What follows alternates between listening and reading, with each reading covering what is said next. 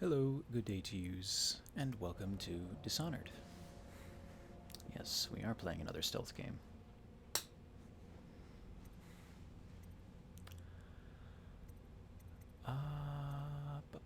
Before I get started, just make sure this is all good. How to use elixirs. Alright, I can probably leave most of these things default for now. Until they piss me off.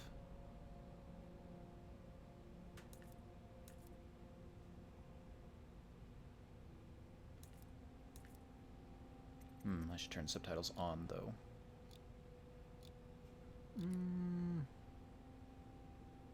We'll find out how intrusive that is.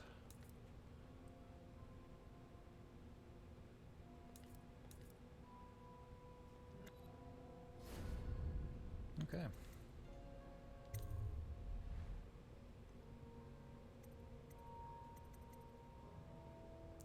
The boy. So you aren't just going to be some faceless entity, because I don't think I've ever seen, Corvo. Although he does look very much like a crow. Very appropriate name, if a weird one.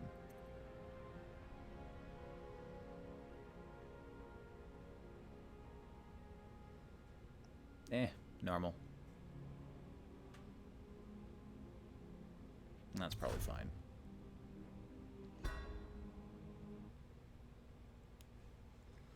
Left hand for power, ranged weapons, and gadgets.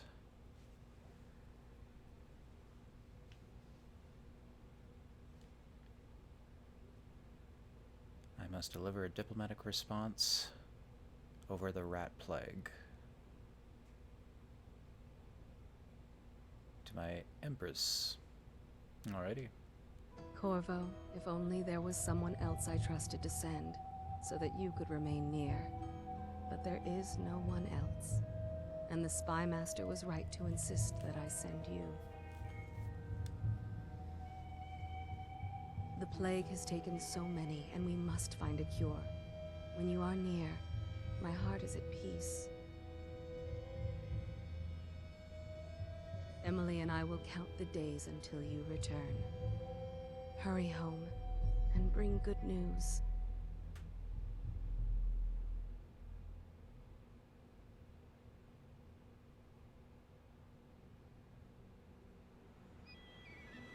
Steady hand. That's it. Watch it. Cast off line. Casting off. We're away. Take us straight to Dunwall Tower. Fort Corvo has news for the Empress, and we've come a long way. Man, you got a big old forehead. Bad news. The sailors say there's a curse on us. Black magic. Superstition. For all we know, there's a cure for the plague by now. Maybe. We live in strange times. Sending the Empress's bodyguard away for a couple of months. Is that a whale? Unusual. Well, this was important. We need help with the rat plague.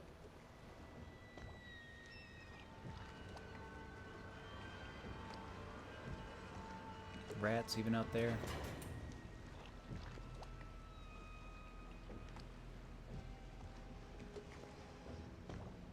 Ho there! We're going up. Sealed. Ready. Ooh, water elevator? Turning on the pipes. And she's rising. Aw, yeah. Home at last.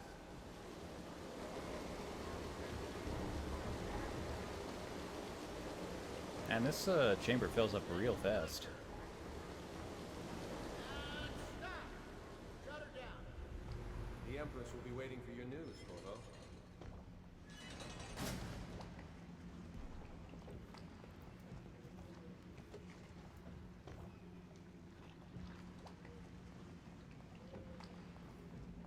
Corvo, she's waiting. You should go see the Empress. I'm moving. Next time? Yes. The pressure was too low. All these new machines are touchy. Darn, no reflection. Sokolov's changed everything again, and we don't know what the hydraulics can do now. We got him here today doing a... That sensitivity might be a little too high for me.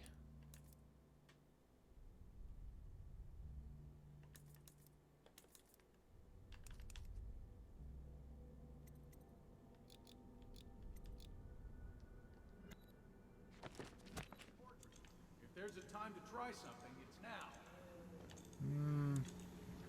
I may want to split the difference, but it seems fine. Never mind.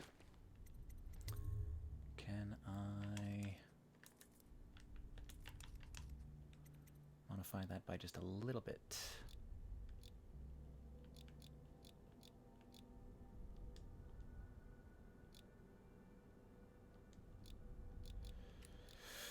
Doesn't seem like it. Okay. I guess just leave it where it was then. It's just so fast. Yeesh. Hello, sir. Corvo, you're back! Hello, tiny child. Will you tell me about your trip, please? Were there any whales? Guess you're my tiny child. Let's play hide and seek first. I'll cover my eyes and you hide. You have time? Mother's busy talking to that nasty old spy master.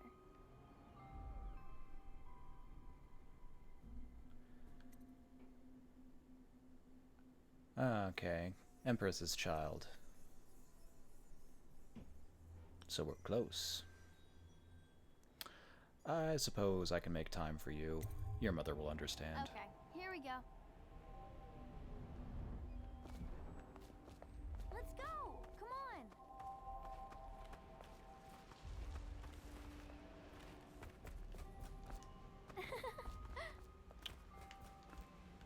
Well, that's a jump, all right. No delayed fall time.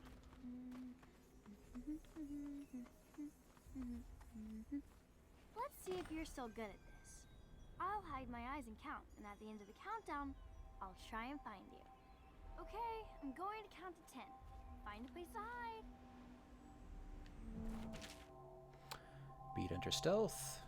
Stay behind cover.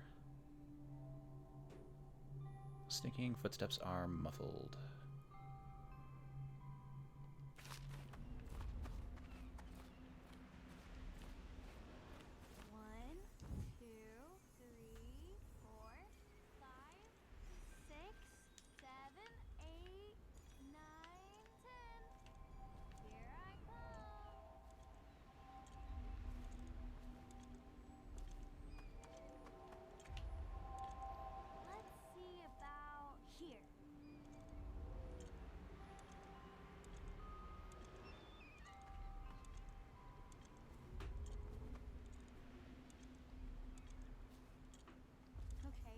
Somewhere else then.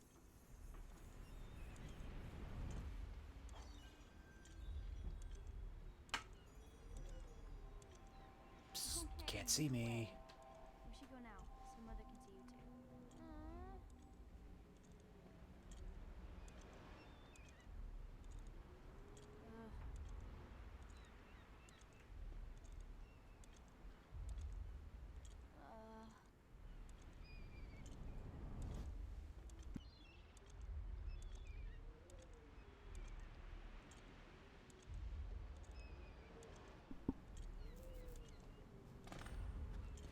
While you were gone, Mother seemed very sad. I think she missed you.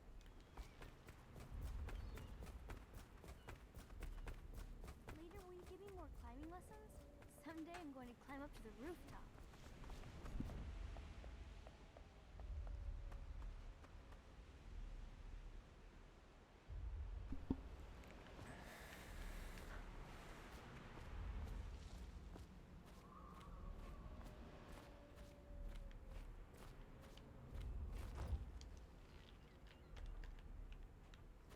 Think you'll get your own squat? Welcome home, Lord Protector. Stop moving, Campbell. And you, Corvo, welcome back. From wherever you've been. They sent him all around the Isles to beg for aid. A waste of time. My elixir will banish the plague from this city. Now keep still a moment, High Overseer Campbell. Had to use his whole I'm title. not so sure that painting looks like Campbell.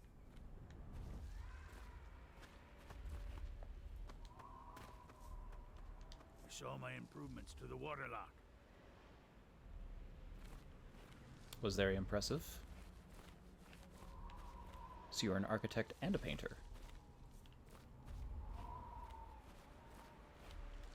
It was a fool's errand, Corvo. The plague comes from inside us.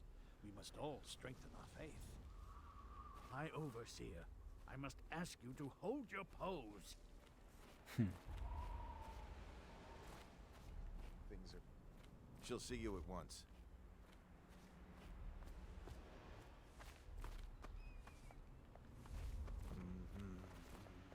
Hello, my lord. They're sick people, not criminals. We've gone beyond that question, Your Majesty. They're my citizens, and we will save them from the plague if we can. All of them.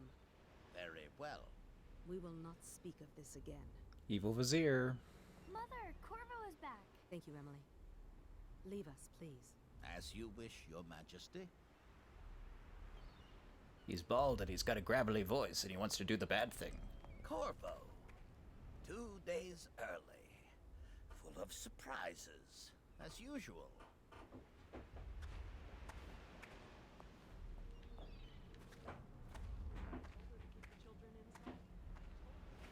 Follow me, Captain. We should leave them alone. It's a fair wind that brings you home to me. What news have you brought?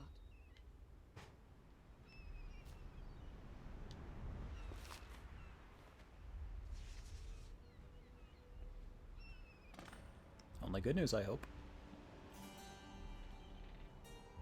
I hoped that one of the other cities had dealt with this before, knew of some cure. This news is very bad. We're at the breaking point. Cowards. They're going to blockade us. They'll wait to see if the plague turns the city into a graveyard. Are you okay, Mother? You seem sad. Yes, don't worry, darling. Mother is fine. Wait, where are the guards? Who sent them away? Mother, look! What are they doing on the rooftop? What? Emily, come here!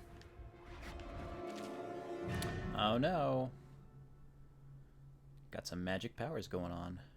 RT to attack, LT also to attack.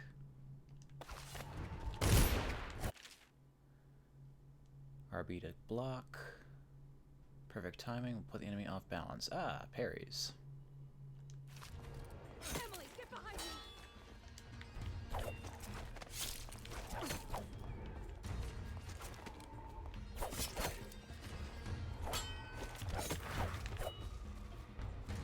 Look out! Another one!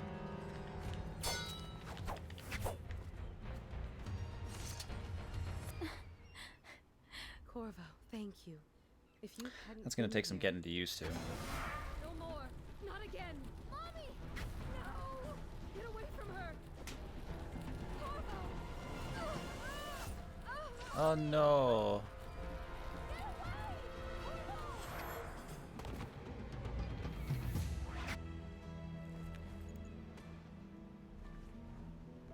Corvo, it's all coming apart. Find Emily. Protect her. You're the only one who'll know what to do. Won't you? Corvo. Get her out of Plague City. Ward us all. Look at what he's done. Yes, he's killed the Empress. Were you guys not just standing right above me What listening did to you her do with speech? young Lady Emily, traitor. Her own bodyguard. Ironic. I'll see you beheaded for this, Corvo. Peg him.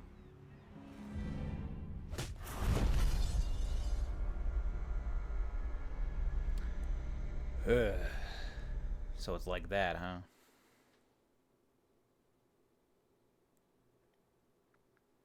Six months have passed since you were accused of by the royal spy master of murdering the Empress and conspiring to abduct her daughter, Emily, the royal heir. Now locked away in Coldridge Prison, the time of your execution draws near.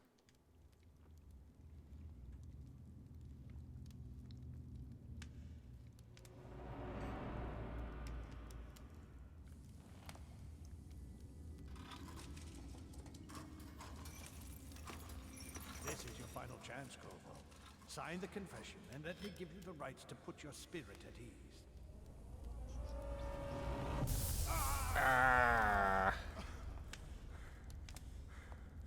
That's enough for now. Get out. Let's give the man some time to think. Corvo, the Empress is dead. Her daughter Emily is hidden away, and no one will ever know the truth. Yes, unlucky you. Tomorrow you'll be executed, but it's for a good cause. This country needs strong leadership now, someone to guide the weak. And that's where we come in. There was nothing personal in this, even though you almost sank our plans. But it turned out well. You were in the wrong place at the right time, and someone has to take the fall. Goodbye, Corvo. Guards! Take him back to his cell. J'accuse.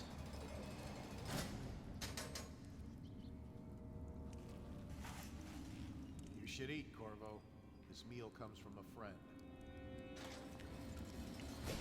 Mmm, glowing bread.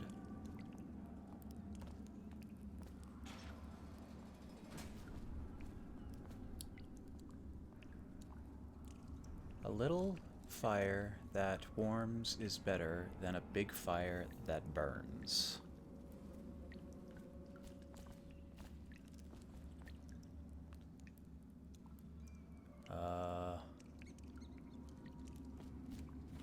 We all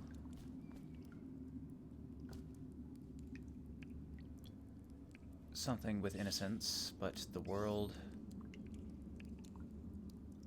leads us to guilt.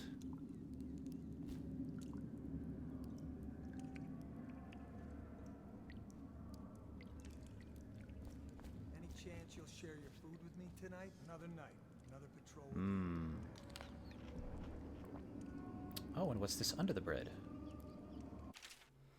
Corvo, who we are is irrelevant right now. Just know that we have faith in you. Here's the key to your cell. Once you're out, head for the prison's interrogation room. Take the explosive there and plant it on the outer door. When the bomb goes off, run. Make for the river and lose yourself in the sewers. You'll find some useful gear stashed there. One of the prison guards will leave a weapon just outside your cell. And good luck. We need you alive and well for what's to come. A friend.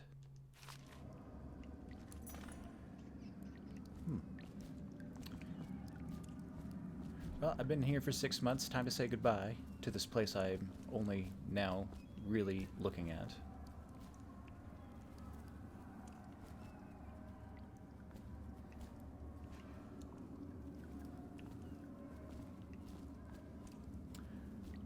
It's a brilliant, advanced, but archaic clashing world out there.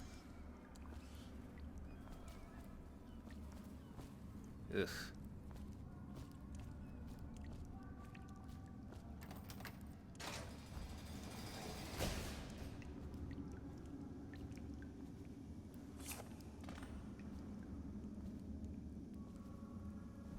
So many people are coming to the execution tomorrow. With the sword in hand, assassinate an unaware enemy by pressing RT, or approach an unaware enemy from behind and hold RP to perform a non-lethal takedown. Using stealth and non-lethal approaches has benefits. Fewer rats and weepers, some people react favorably, and the final outcome is not as dark. So I gotta choose a murderous or pacifist build.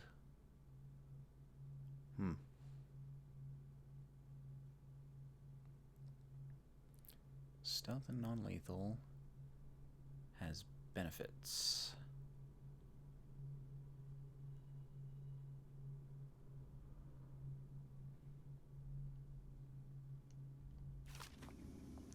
Well, it's probably better to try to take people out non-lethally. Abducted her daughter, Emily.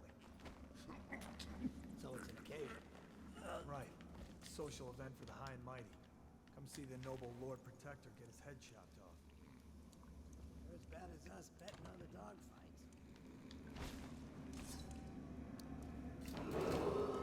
Attention.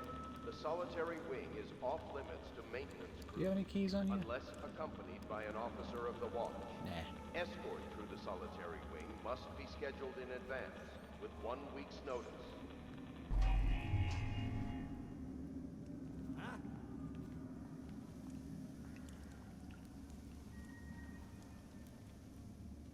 Nah, you didn't see nothing. Hey, don't you owe me a drink? Shut up. Oh, no. Stupid goddamn.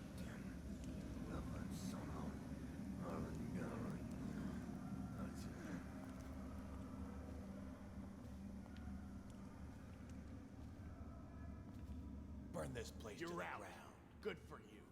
Cut some throats. Let me out.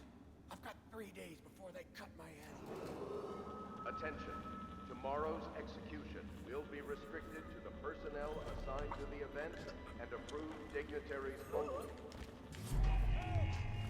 Damn you! Eh, shoot. Watch. Dump you in the river. Assassin, help! Tell Slackjaw I'm in here. He's gotta get me out. Take that. I don't want to kill you. Ow. Just die. You're going down. That is a wrong place to be climbing.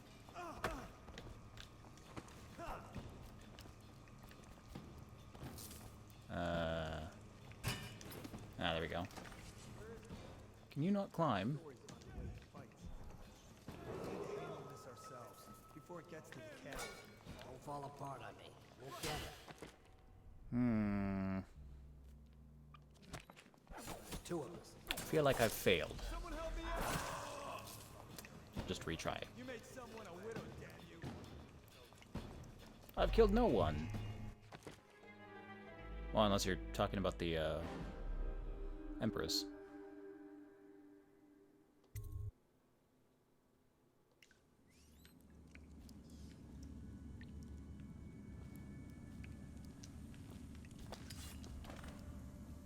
So many people are coming to the execution tomorrow. Oh, I can take money. On account of Corvo, the one who killed the Empress and abducted daughter, Emily. So it's an occasion. Right. Social event for the high and mighty. Come see the noble Lord Protector get his head chopped off. As bad as us betting on the dogfights.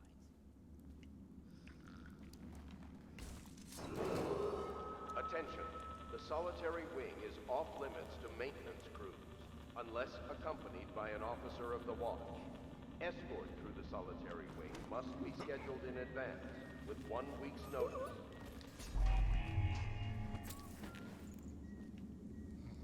Don't look this way.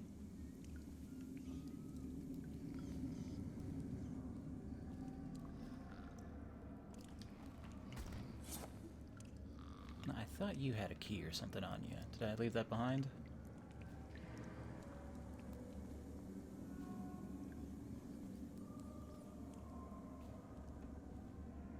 No.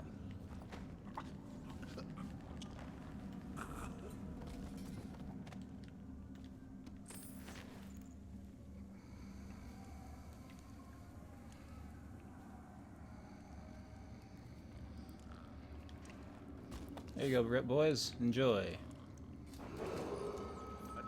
There's a little rat there. Hey, buddy. Personnel assigned to the event and approved dignitaries only.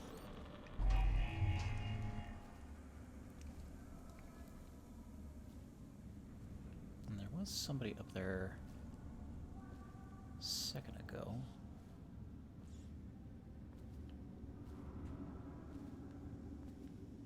They're not passing by now.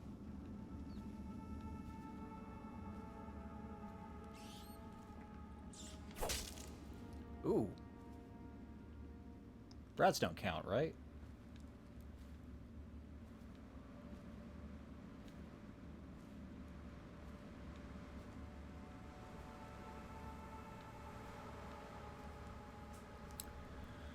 Whale oil tax. Good for the city, good for us all.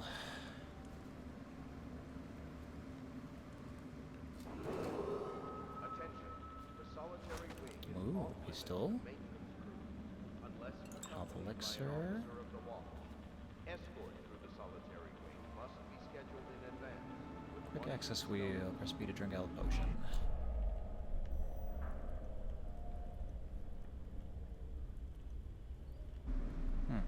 Okay.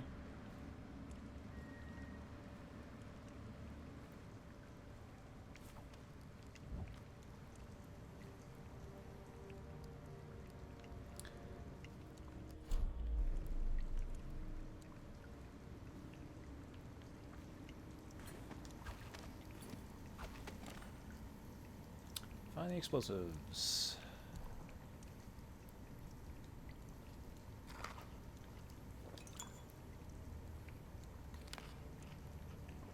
Hungry boy.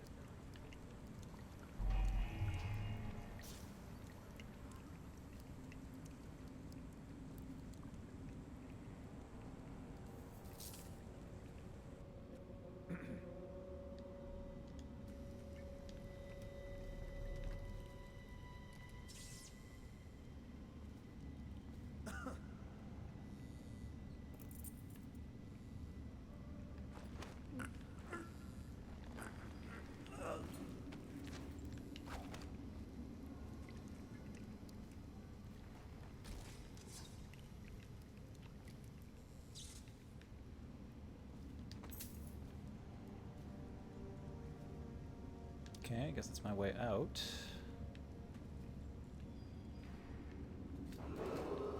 Attention. The solitary wing is off limits to maintenance crews, unless accompanied by an officer of the watch. Escort through the solitary wing. 1 week.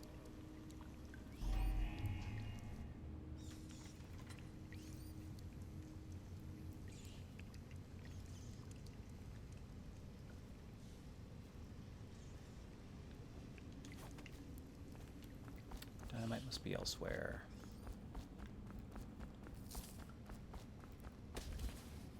Oh, I could do a slide.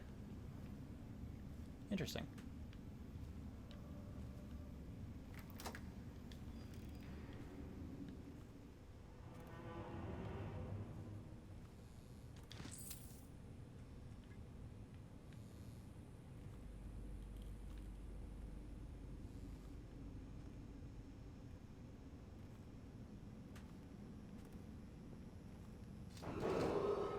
Attention.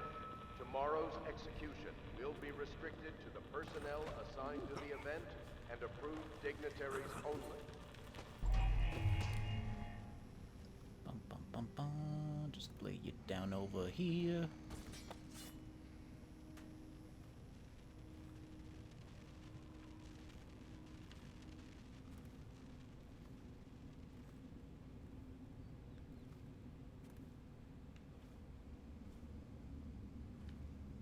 Is anyone else in this room? No.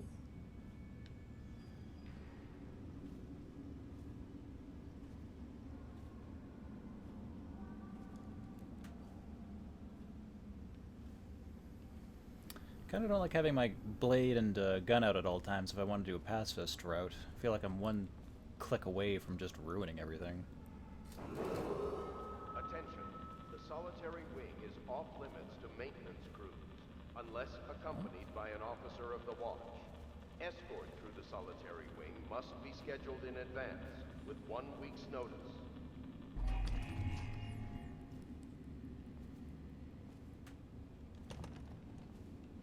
Don't have that key. Thought I saw something over here. Guess not.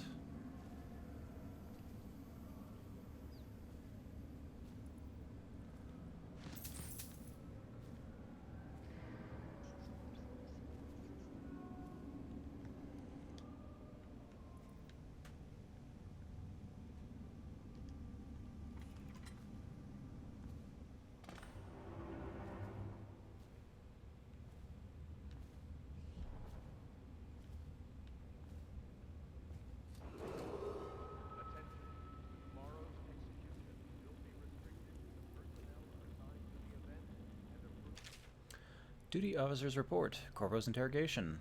Corvo Atano, formerly the Royal Protector, will be brought in for interrogation. This is of utmost importance. The Lord Regent and High Overseer Campbell will conduct questioning themselves. Follow their orders without hesitation and keep the torturer under control. If Corvo dies in his hands, instead of getting the public execution the Lord Regent wants, it'll be your head that rolls next.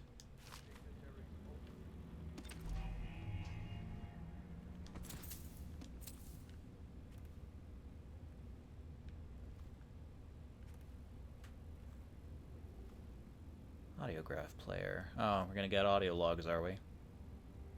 Corvo's unconscious again. Though he's taken more punishment than the 2 men we brought in for interrogation. When he wakes, we'll start again. Having him sign the confession for her murder isn't critical, but it might be useful to us later. The assassination of an empress is not a trivial matter. I'm gonna wait for one of these things to be damning evidence against, what is it? Spy Master. And if that's just out in the open, then good lord.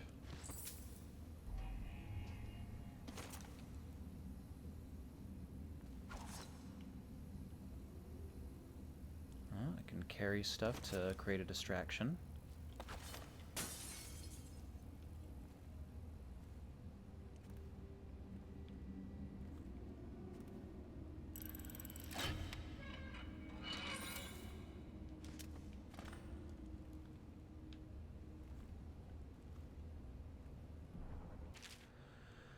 Trials of Aptitude. Excerpt from a book on the esoteric practices of the Abbey.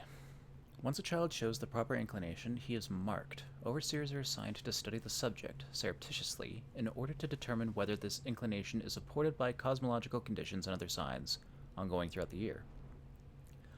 At the end of the cycle, those befitting further testing are removed from their homes some hours before dawn, and must begin the march to an outpost outside the city. There, the children undergo ritual preparation and evaluation until the last night of the month of rain, when they make a pilgrimage to Whitecliff. During an elaborate ceremony, it is determined which of the children will become overseers and which must be put down. Oof. Intense vetting process. Sure hope I pass.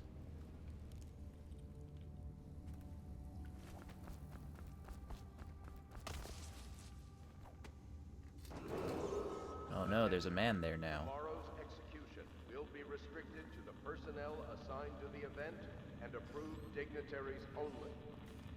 Ackworth, you lazy slug. Did you patrol the yard? Sorry, not yet. I was gonna report that boiler leak from yesterday. Forget it. Just do your rounds.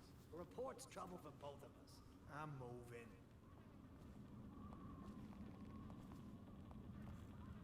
Huh? By holding Y and pressing left or right, you can lean around corners, allowing you to look without being seen. Ah, okay.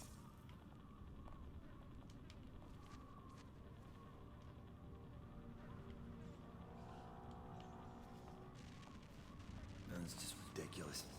Stupid rats. Plague. Elixirs. Bunch of crap.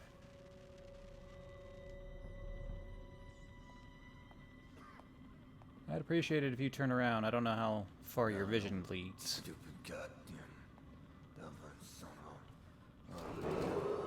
Attention. The solitary wing is God, that off really does limits just to sound like somebody's opened a door. unless accompanied by an officer of the watch. Escort through the solitary Crying wing about must that be dice scheduled game? in I don't need advance shit from with you. 1 week's notice.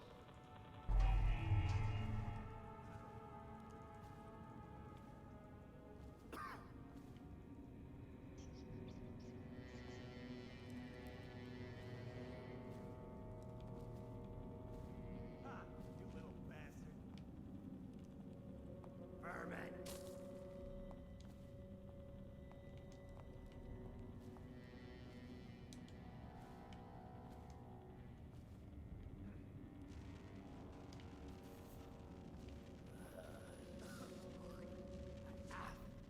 Corvo's execution is tomorrow, right? Yeah, but everything has to be set up today. I can't wait to see his head roll. Not everyone did, but I I really like the Empress.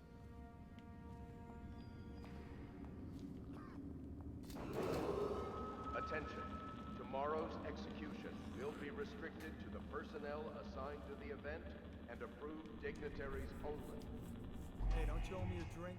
Bug someone else.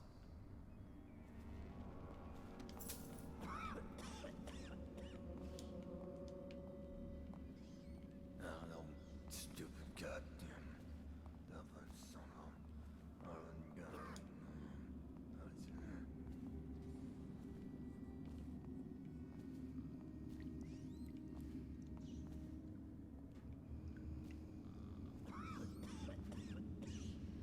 Just wait for you to walk back over here.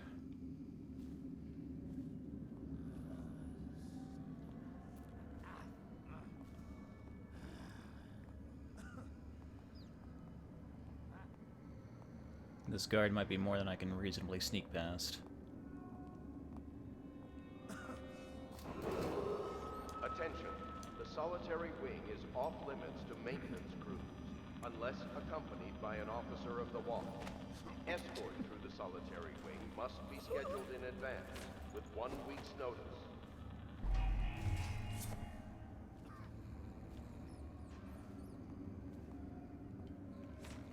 No, it's fine. Don't even worry about it.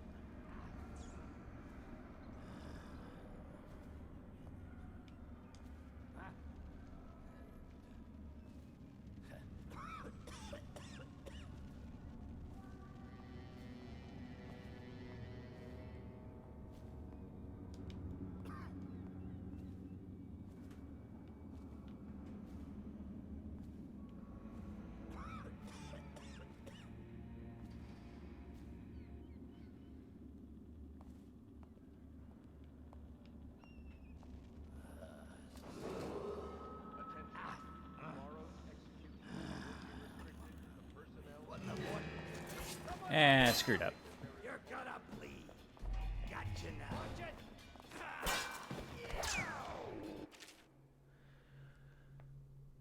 Lethal counterattack. Oh, but I don't want to do a lethal counterattack.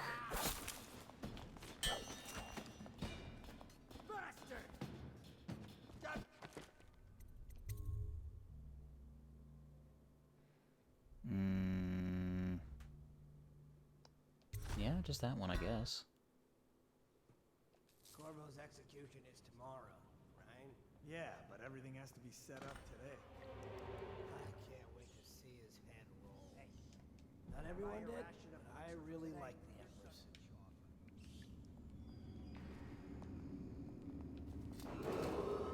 Attention. Tomorrow's execution will be restricted to the personnel assigned to the event and approved dignitaries only.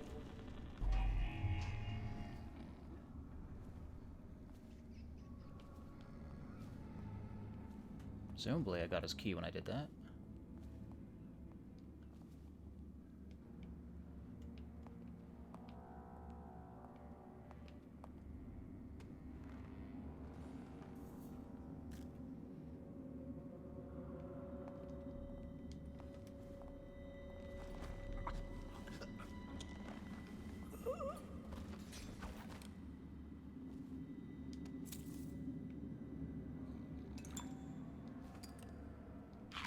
Yum. Attention. The solitary wing is off limits to maintenance crews, unless accompanied by an officer of the watch.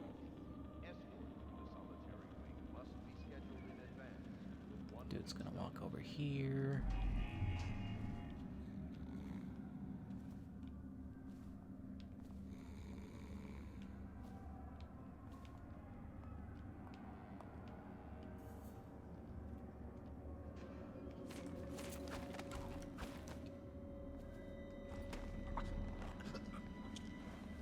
I don't know why that wasn't working.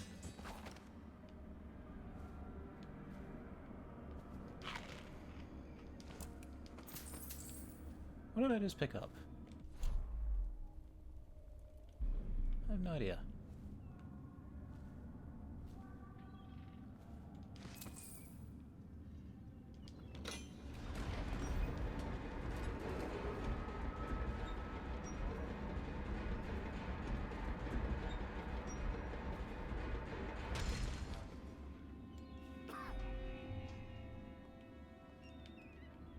yet. You always amuse me.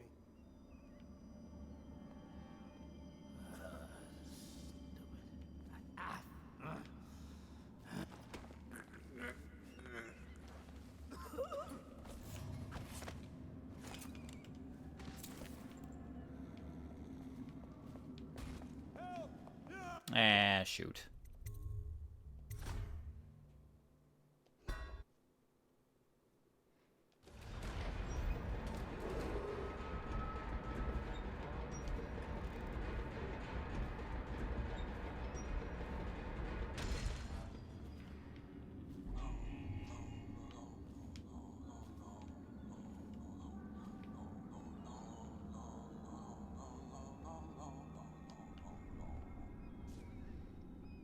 Walk up to here. Now turn around.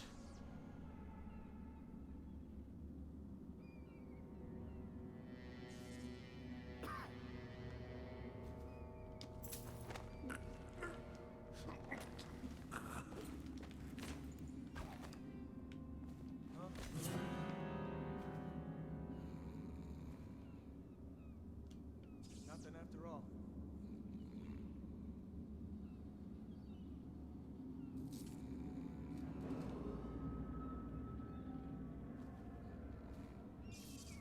It's just ridiculous. Stupid rats. Plague. Elixir. Bunch of crap. Oh, thank you for turning your back.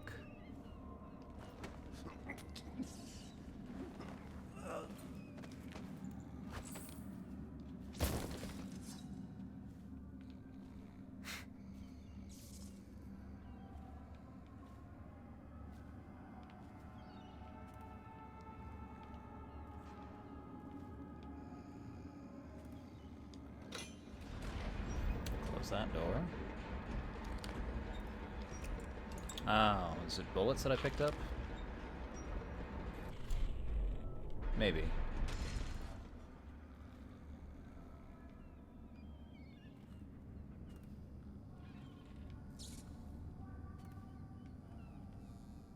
I wonder if there's a truly pacifist route where I don't even knock a guard out, just slip through like a ghost.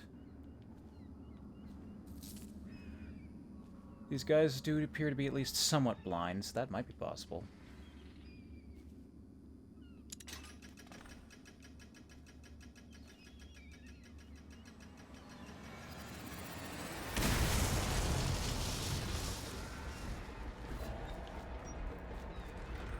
Is this the way?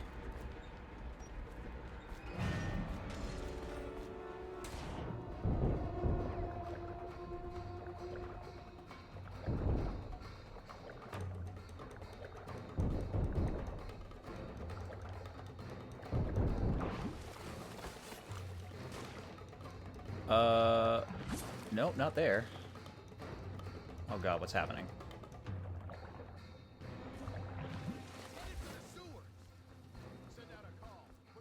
Too late, you can't stop me now.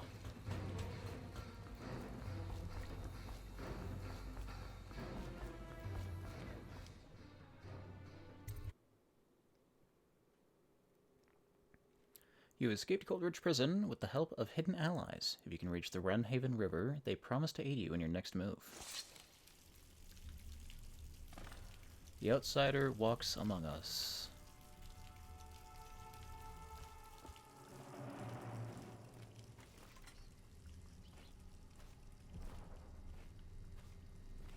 Use some kind of explosive to blast his way out. This doesn't happen by accident. You think he had help? Who'd know how to do that? Bottle Street gang, maybe. Corvo, if you're reading this, it means our plan worked and you've broken free from Coldridge. One of our contacts has hidden weapons for you somewhere deeper in the sewers. Grab the gear and find Samuel where these tunnels dump out into the river. He will bring you to us, a friend who will meet you soon. Watch for booby traps. Could be some down here by the look of it. Good. If we're lucky, one of them will get Corvo. You're afraid of him? He's Sir Conan. It's all merchants and whores down there. Kids like you never saw what he was like. I saw him fight 3-1 in the practice yard. In a whirlwind. Look at all the rats. That finds him. I hope it is too.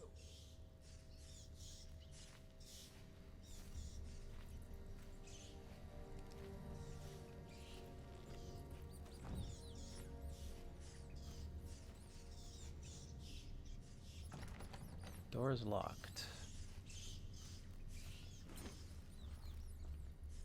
Oh, I can sneak over top. That's a pretty big vulnerability.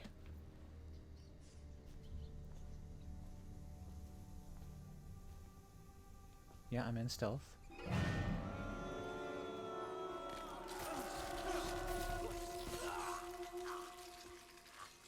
Whoosh.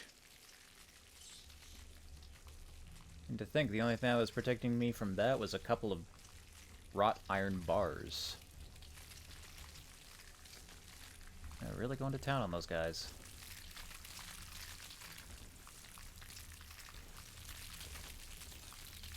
Oh, they didn't leave nothing.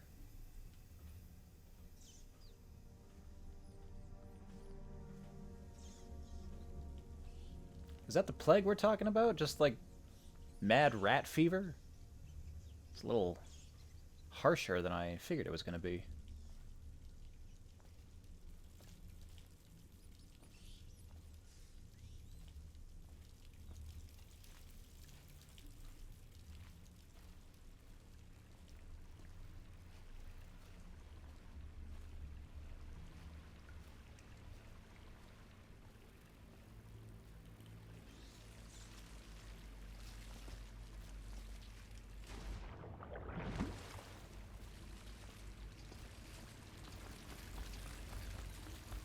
Just run right past those.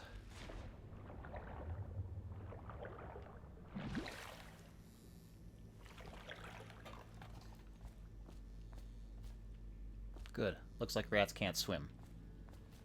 Or they didn't notice me.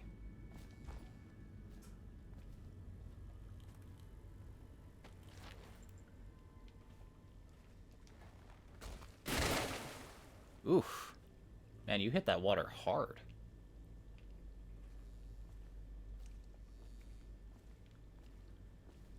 Who is this outsider they keep mentioning? And does money do me any good, or is this just going to be like Thief?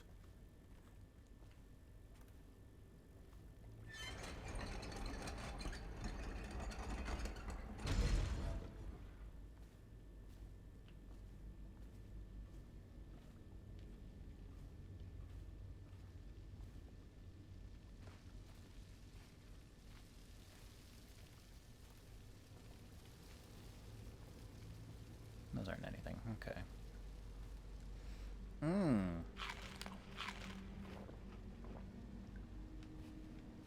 Boy, I sure do love spam. Aren't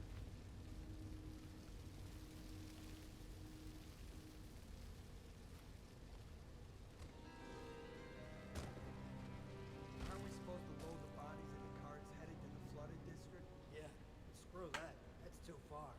I don't want to catch the plague, do you? No. Doesn't the elixir prevent it? Maybe.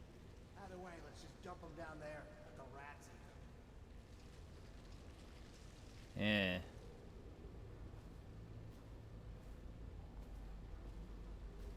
Have to get up there and toss him to the side so the rats won't eat me.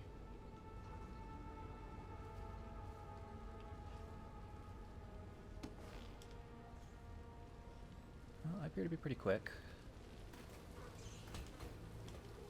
Climb.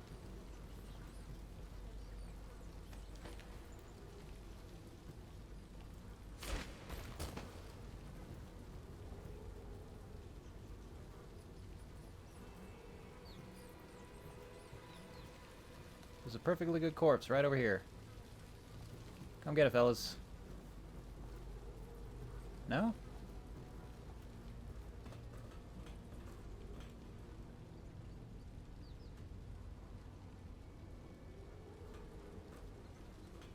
What if I entice you a bit?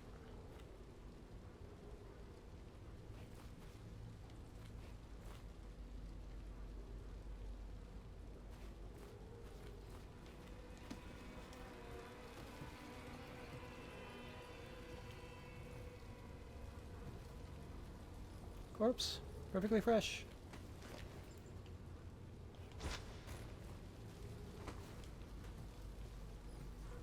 Go get it.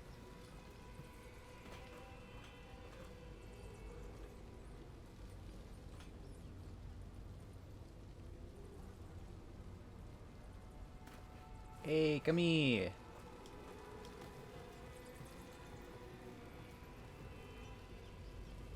No, still not close enough.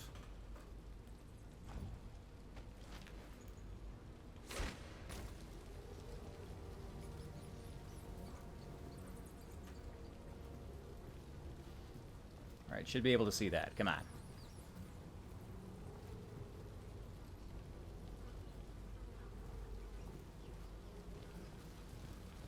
Ugh, fine.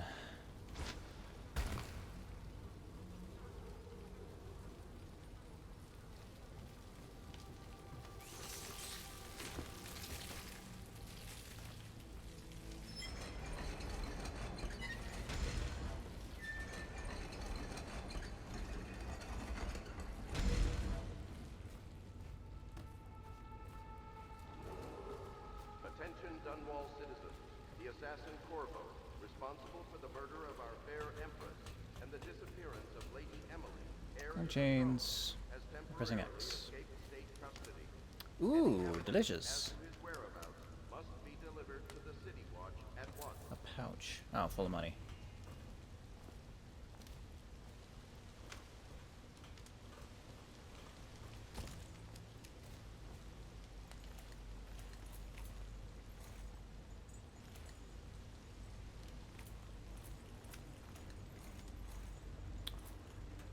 No one will keep us from death.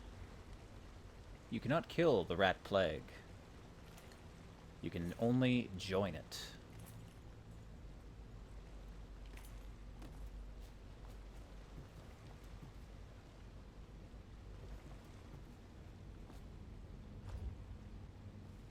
Guess this is the traps they were talking about.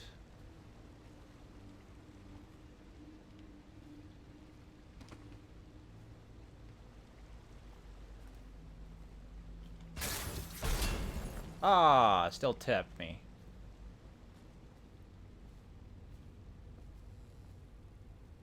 Projectile launcher. Ah, yes.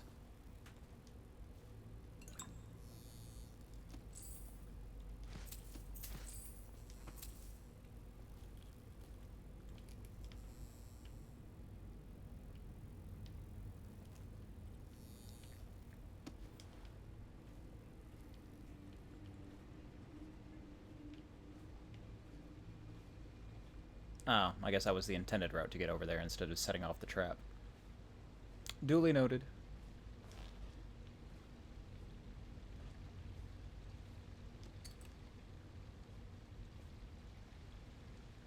Yeah, there are a few traps down here.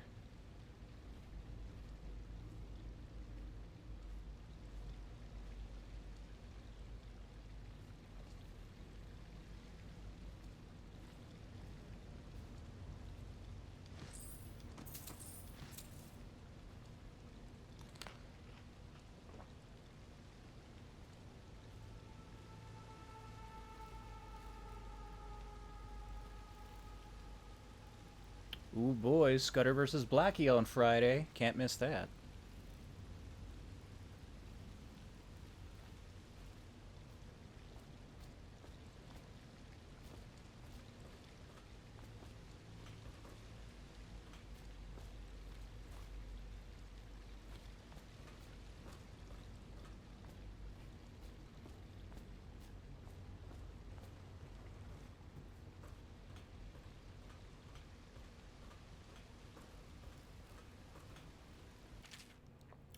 Greetings, Corvo, or should I say, Lord Protector, as you were known before that title was wrongfully taken from you. We are servants of the Empire and of the true Empress, a group of loyalists who want very much to meet you. Take these weapons, crafted for you with the finest materials in the Isles, and meet with our man, Samuel, near where these tunnels spill into the Wrenhaven River.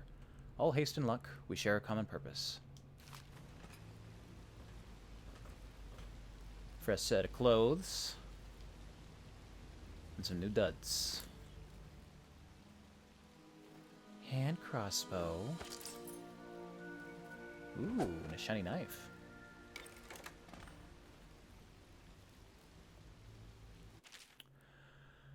LB to access the wheel. And release to confirm. Assign a hotkey.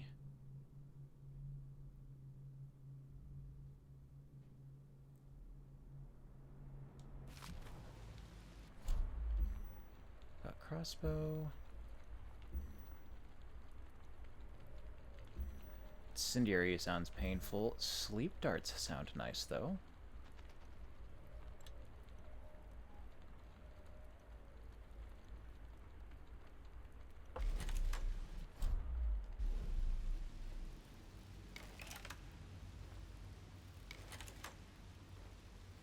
Yeah, give me them sleep darts.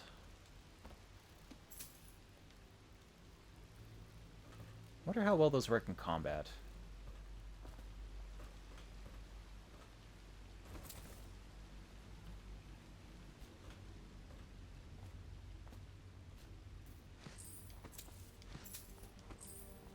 Who's looking all this hemlock around? Can I do anything with it? No.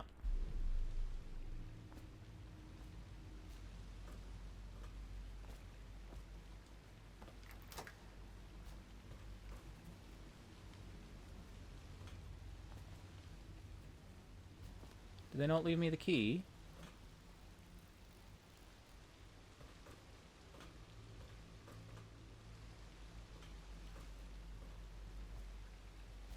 I don't see a way through it otherwise. Guess I have to go down there. No, that's not a passage.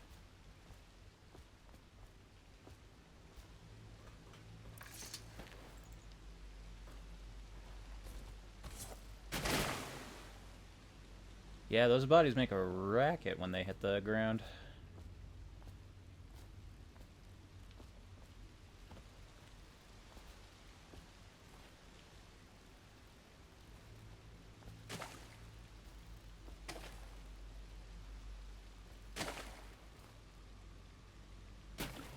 Jeez. So noisy. Does this body have anything on it? It's got some cash.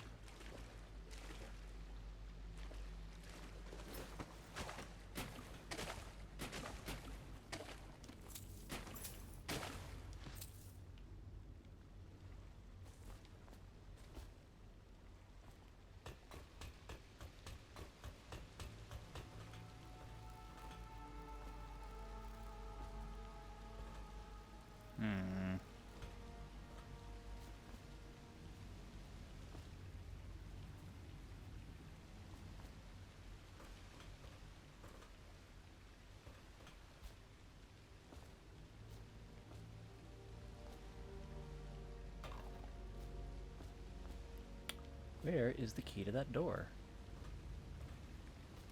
Oh.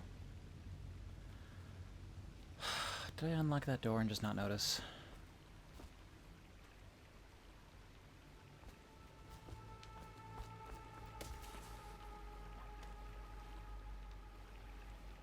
Man, that dash really carries you.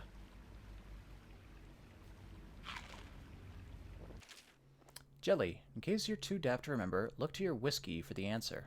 Whiskey. Got it? If you want your share, you'll sort it out. If not, I'll come back for it next month.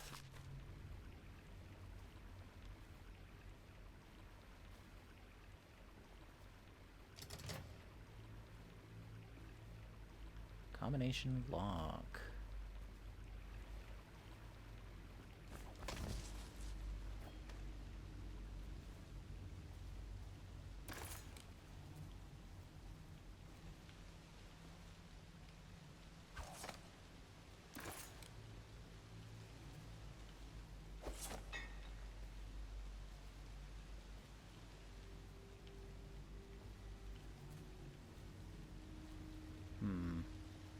Which whiskey does he mean?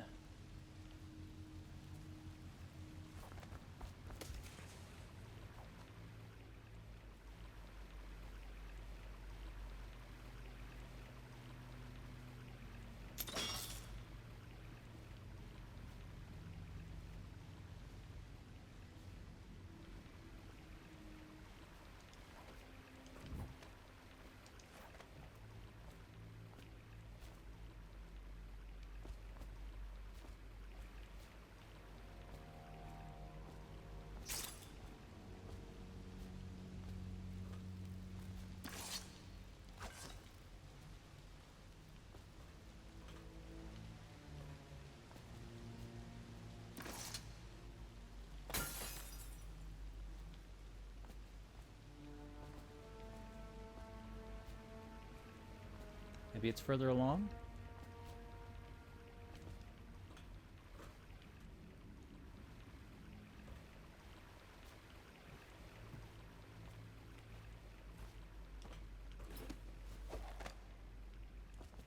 You won't get past me, sir. Do you know who we're hunting here? Don't try to take him out alone. But what if no one from the squad is around? Then try to make a lot of noise when you die. Knock something over if you can. Bastard.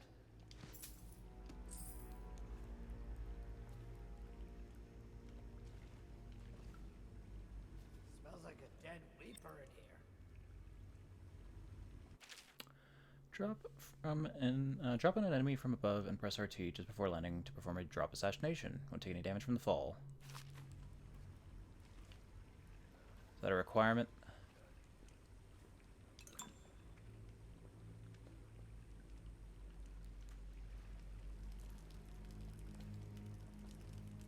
Oh, probably not. They come here to die sometimes in the dark. Slip into the water, don't come out.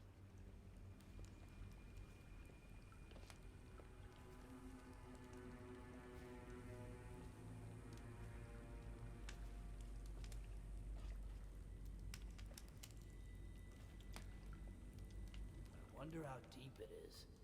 I can't see the bottom.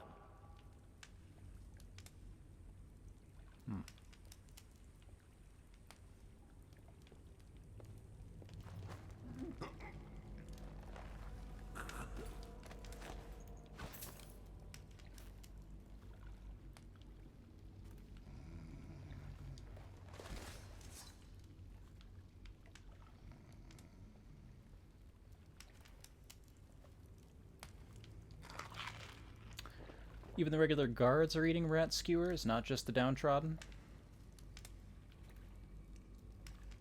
Don't you know there's a plague on?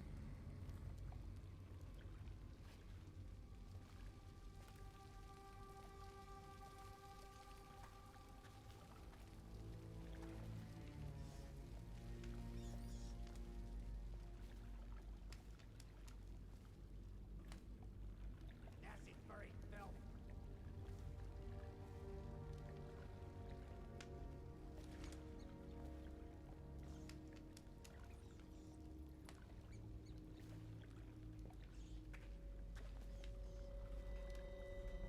Ha! You little bastard.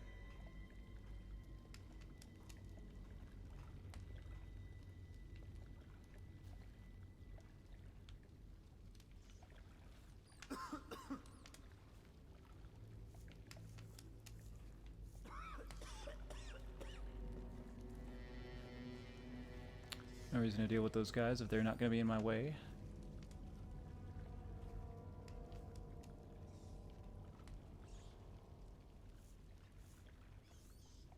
Oh, hey there, homie. You should bathe. They'd smell you from here. I don't need shit from you. How is it going today? Nasty furry filth.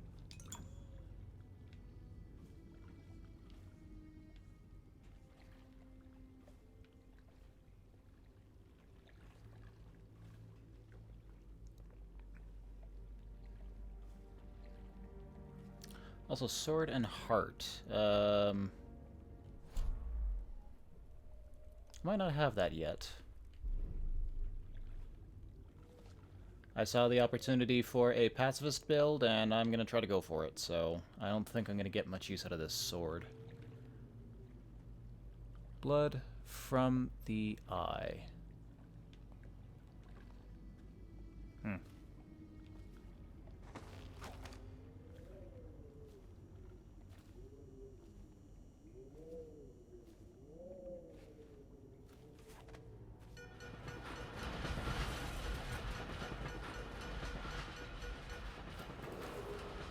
Attention Dunwall citizens. The assassin Corvo, responsible for the murder of our fair Empress and the disappearance of Lady Emily, heir to the throne, has temporarily escaped state custody. Any evidence as to his whereabouts must be delivered to the City Watch at once. Corvo, over here. Hello. Quickly, I'm a friend. I'm Samuel. And I work for some good people who want very much to meet you. They said you'd come out here. I could still hardly believe it. I'll take you to meet them. Just down the river from here.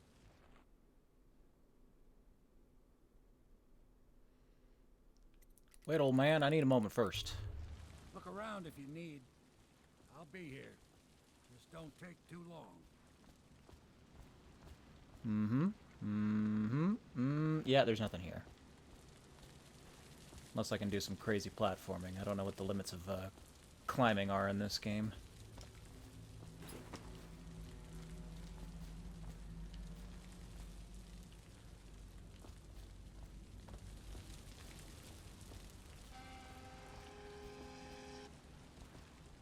Yeah, those are definitely whales they're just carrying out in the open like that. I guess for all the whale meat and whale oil. Get in. We've got a hot meal and a warm bed waiting for you. Oh, that sounds nice. Rat skewers, I hope.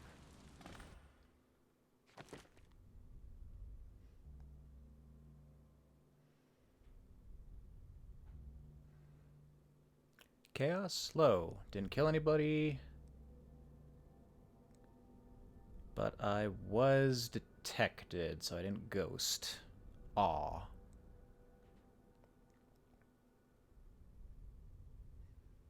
Oh, that's fine.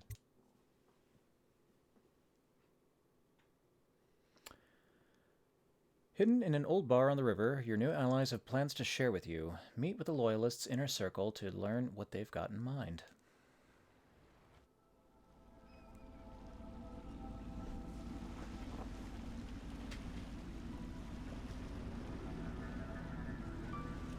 This is the Hound Pit's pub. Closed for business. Half the district marked off as dead from the plague. We're right under the Lord. That's quite the apartment.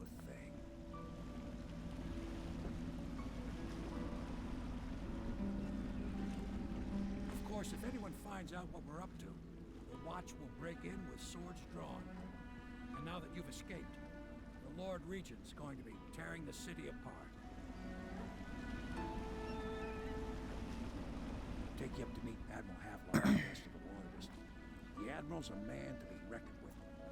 If anyone can help you find that missing girl, Lady Emily, and clear your name, he can. Wonder what plans they've got for Emily anyway.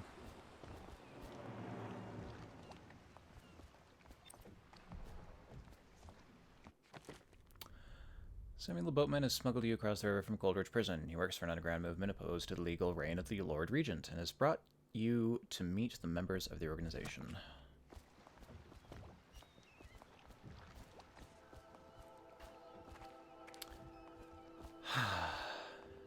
Man, I love all the little bits of lore told through the environment.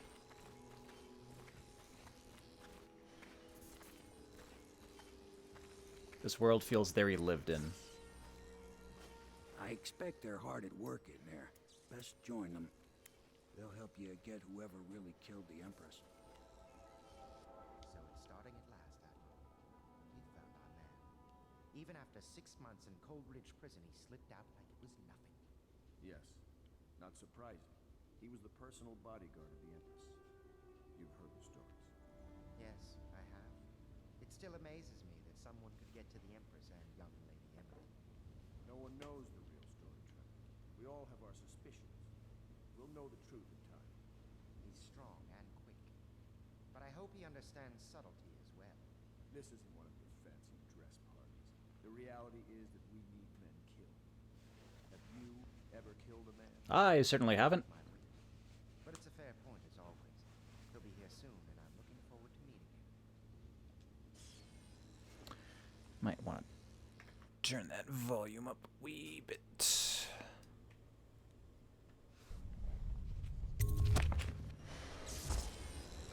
Oh, is that maybe too much? Yeah, that might have been too much.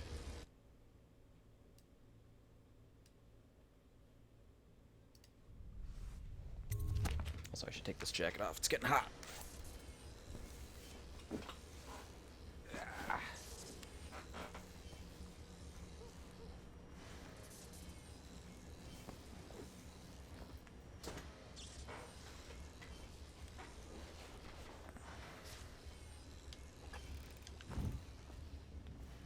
don't see me.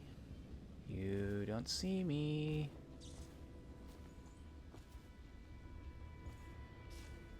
We can continue this later, Lord Pendleton. The man of the hour is here. Corvo, I'm Admiral Havelock. A true servant of the Empire, like you. Until the Lord Regent purged those of us who wouldn't recognize his claim on the throne. And I'm Lord Trevor Pendleton. I represent the nobility in our little group. But we all act as equals here at the Hound Pits pub. This is a momentous occasion, Corvo. I'm going to come out with it. We've been building a coalition of loyalists, aimed at ending the Lord Regent's tyranny and restoring the throne. At risk of execution, we're committed to finding young Lady Emily and seeing her crowned as Empress. We've got big plans, but we can't do any of it without you. We need your skills. Are your you a ability to turncoat? fight. And in helping us, we're going to help you destroy the men who murdered the Empress. Sorry. You must be exhausted. We can discuss this further after you've recovered. But before you retire, you should introduce yourself to Piero. He's challenging at times, but his industrious mind buys him that right. Yes. Piero's as much an artist as a technician. He's going to be crafting the gear you'll need. Go talk to him, and then get some sleep. We can talk more when you've rested. Can I have one of those? The Lord Regent has decreed that plague ordinances will remain in effect through the month of rain. Stay alert and stay loyal.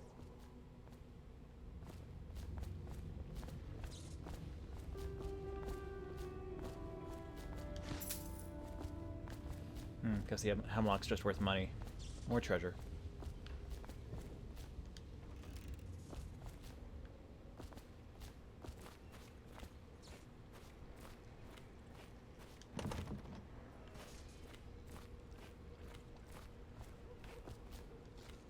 Hey Piero, let me in.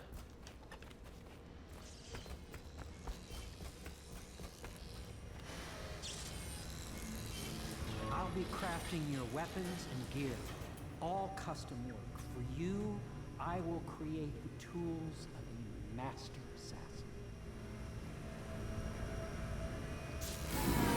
You should know I'm trying not to kill anybody right now. This cannot happen now the tank of whale oil's running. Will you get a new tank from upstairs, please, while I hold this in place? Be careful. Oil's unstable. When it explodes, there's a terrible mess.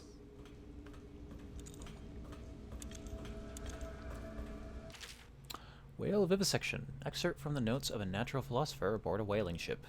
Remarkably, each specimen I had the pleasure of studying during the voyage possessed some minor variance in physiology.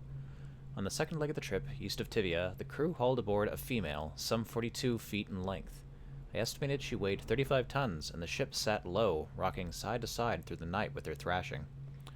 By candlelight, I took her apart, sketching and taking notes. Against her bellowing, I cut into the massive tentacles around her mouth. Ugh. Within, I found row upon row of teeth and a baleen running across the upper jaw. Through this broom-like structure, I assumed she filtered food from the water that was too small to be chewed. Was she chewing on a squid? What do you mean, tentacles?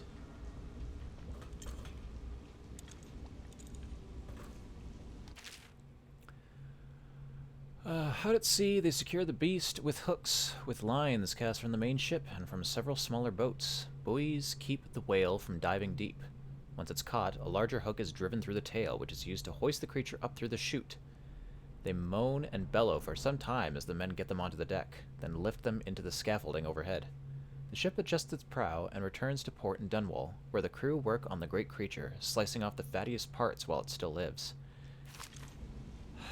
Now I see why they call whaling inhumane. Good lord. Do they have to do that to keep it fresh? Because I know, like, lobster and crab only became a delicacy inlands because it was such a problem trying to transport the thing, because it spoils within hours of killing it. Excerpt from a manual on a new city watch procedure. Commissioned by the Lord Regent in the face of the growing plague crisis, the dead counter is a position that will only be given to officers, usually of junior or middle grades. In most matters of edict or curfew enforcement, these officers will defer to the acting officer on duty. However, any dead counter will have command in situations related to plague and the handling of the dead, including those with late-stage plague symptoms, called weepers in common parlance. Starting in the month of rain, interested officers may apply for the test, and, if accepted, for the 2-week training tour. Pay will be administered in coin and rations of elixir at 1.5 normal pay grade.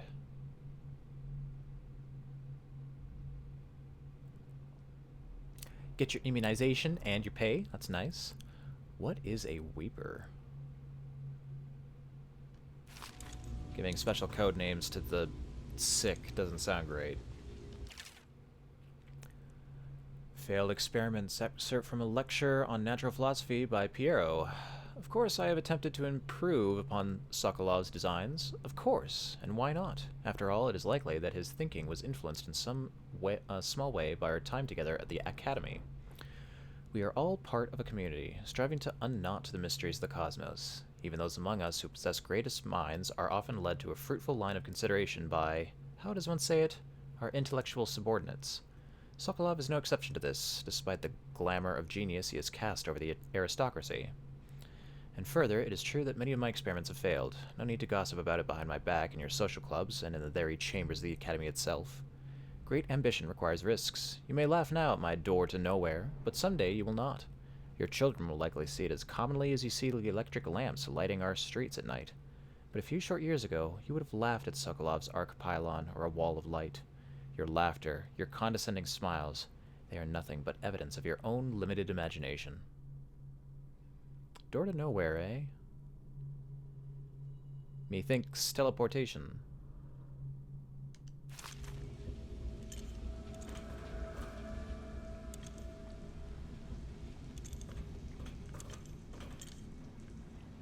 The Academy teaches that absurd idea that the energy in whale oil arises from the need to maintain life functions at extreme ocean depths. The pressure and the cold are too much to endure without it. I speculate that a human being might, by a process of adaptation, produce high-energy humors in the body. I could build a tank that would slowly increase pressure on a subject over a long period of time, and then observe them for years if need be, to see if the formulation of energetic substances develop. Surely the Empress would be able to furnish me with facilities subject to the necessary legal amnesty. I'm not sure how I feel about your methods there, Piero. Sokolov no longer has the upper hand with regards to supplies of whale oil. The good admiral has paid for the installation of my own system, which will enable me to work in this place. The oil tank dispenser, when activated, will produce an empty vessel for filling. When the empty tank is held near the oil tank refill pump, the magnetic attractor should take the tank and lock it in correct configuration. Using the lever will begin the refilling process. Once refilling is completed, the tank can be removed and placed in service. Extreme caution must be used in handling the full tanks. They are quite unstable. The system is sound and well engineered. It appears that the Greaves Oil Company has done something correctly for once.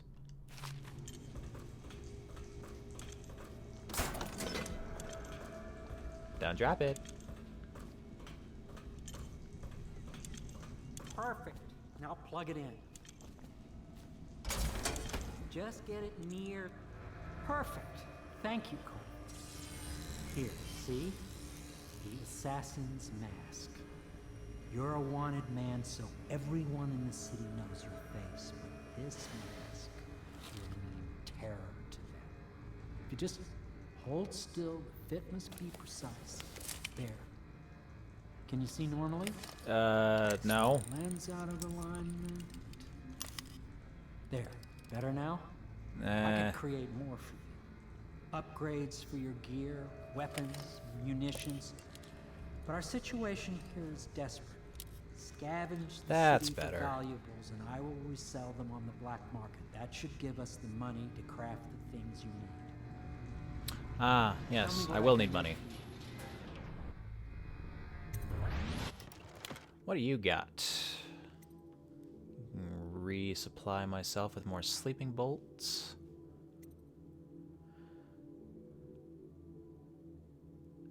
Spring trap that throws razors at people. Allows you to rewire circuitry and turn security systems to your advantage. Does that mean that lethal security systems will assist me? I'm not sure if I want that. Upgrades. This is probably what I want more of. Raise accuracy, range, faster reload. Sleep Dart's sedative effect is immediate even in combat. That is probably where I'm going to want to use it.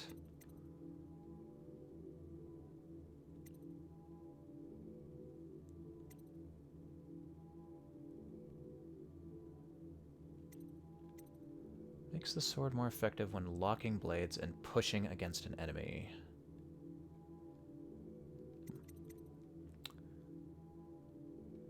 Magnify my zoom.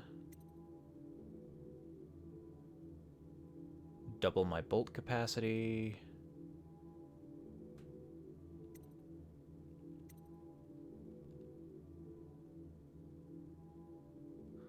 Bone charm. Don't know what those are yet.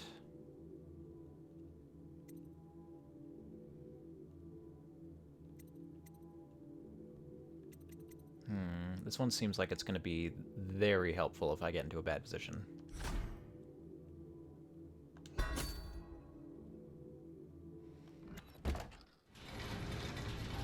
You must be exhausted. I advise that you get some sleep. Your life will get even more difficult soon. You should rest while you can. There's something on your table that I wanted to take a look at. Let me know if you need anything more. Second solution. Excerpt from a series of newspaper articles from the Prominent Natural Philosophers by Piero. It is through no fault of my own that the average citizen has expressed a preference for Sokolov's elixir over my own formula, sold as Piero's remedy, a name I did not choose if you must know the truth.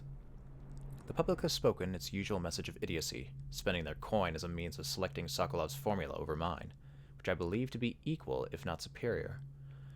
Much has been made over the popularity of these concoctions as a means of resisting this remarkably new plague. I say remarkable because this strain works with an efficiency we have not seen in the history of the Empire. This plague, now making its way through the city of Dunwall, is unrivaled in its effectiveness. I have studied it within the blood of those so afflicted, and it is nearly perfect, elegant in fact. And while it is true that Piero's remedy and Sokolov's elixir are known to protect the body against the plague equally, my own has properties not fully understood which relate to the mind itself and the spirit, and it is in this way that my formula wins out. Here is where one should pay attention to this contest, for you see, Sokolov's elixir, with the emphasis on the brute animal body, is a crass goo better suited for livestock. The subtle and secret variants in the key ingredients making up Piero's remedy ensure that it works on the higher functions that separate humankind from the mindless blue-jawed hagfish swimming in the Wrenhaven River.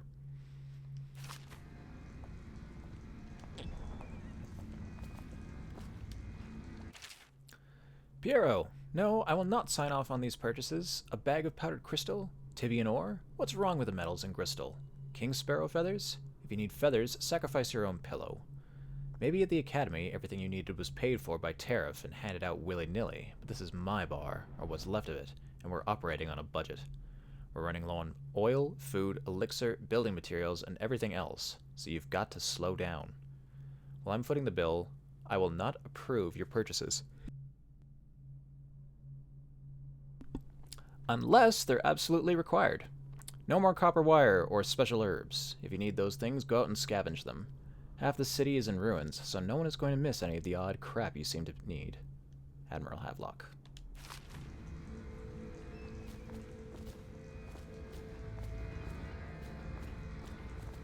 Brilliant mind in need of funding.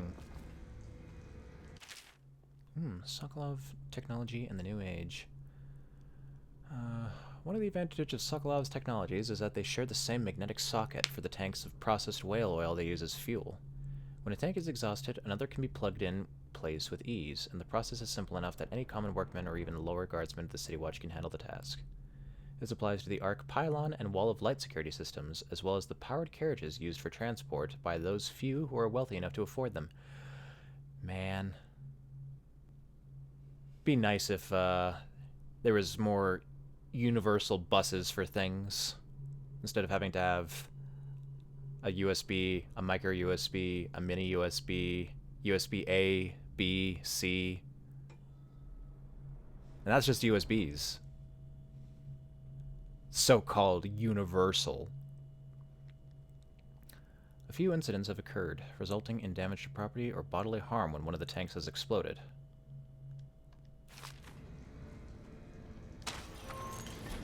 Ooh, star chart.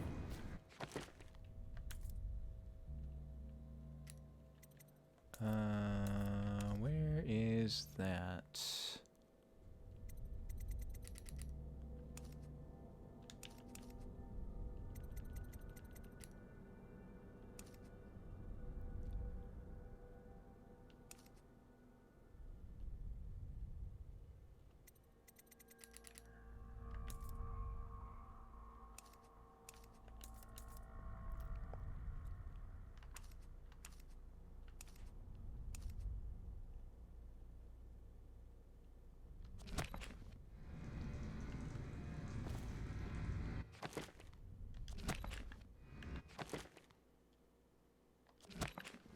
Do I have a map?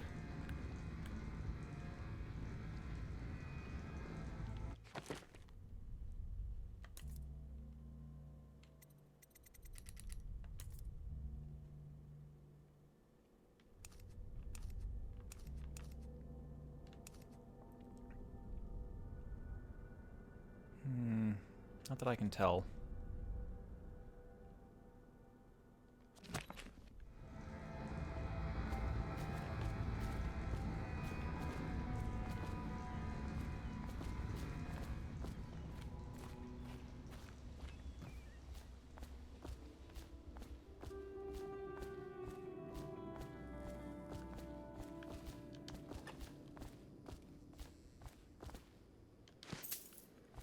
Got some ore.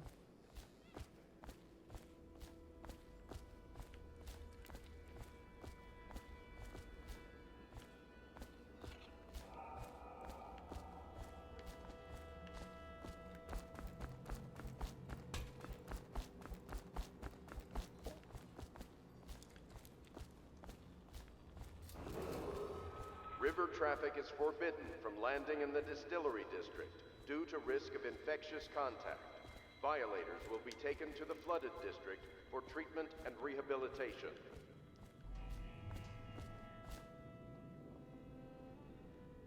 What's up? What'd I do? Piero. Good. You'll want to get some rest now. You'll be needed soon.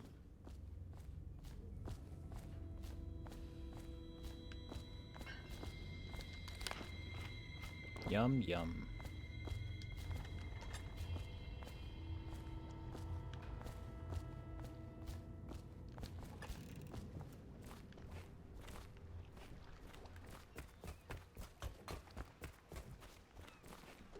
I once served under Admiral Havelock. Captain Havelock then. I don't know if he remembers me, but I fear it's rude to ask. I don't want to embarrass him. Mysteries of Pandesia. At the Academy of Natural Philosophy, they speak of the Pandesian continent as a place of wonder, where all of life is entwined and blossomed across aeons, proving a vibrant ecology unrivaled in the civilized world. The overseers from the Abbey of the Everyman, by contrast, talk of horror and heresies, of cults of submen engaged in brutal, perverse rituals. The few who have traveled to the far continent and come back to the Isles, those who have actually touched the soil there, have returned with notes that describe vast deserts, deep jungles, and outlandish creatures that defy belief. Once in a generation, a great effort is mounted to build a colony there in hopes of this someday growing into a port city to rival Dunwall itself. But to date, these attempts have all ended in madness and failure.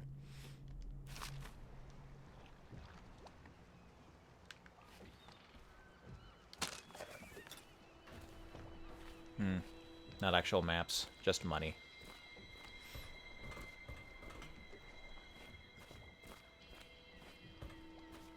Well, your contribution is appreciated.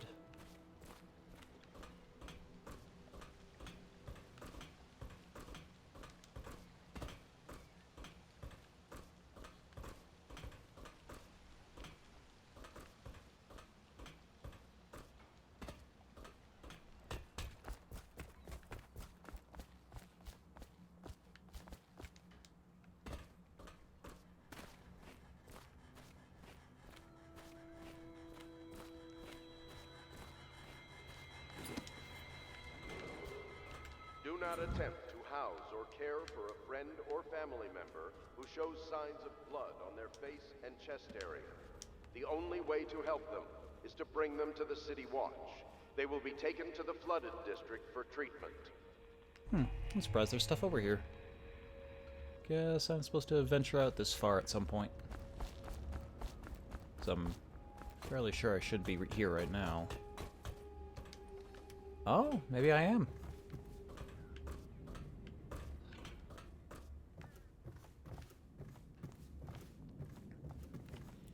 Big facility you guys got here.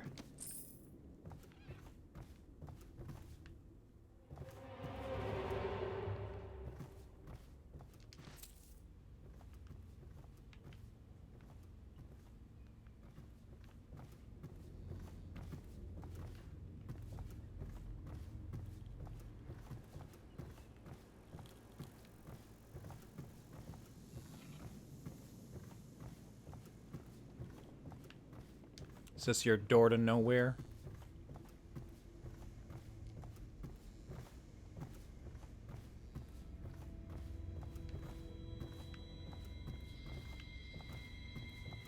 The Admiral served in the Navy under the Empress. But something happened with the Lord Regent that drove the Admiral out. If I understand it right. Please follow me to your quarters. Is the man dangerous? Yes, very much so, but no need to fear. He is here to work with our masters. People say he killed the Empress. Of course he didn't. People are foolish and believe whatever they're told. Okay. If the Admiral trusts him, then so will I. I am not a murderer.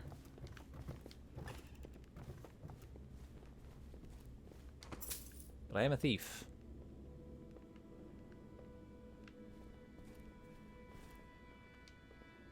Pleased to meet you, Master Corvo. I saw you at court in happier days, but you might not remember.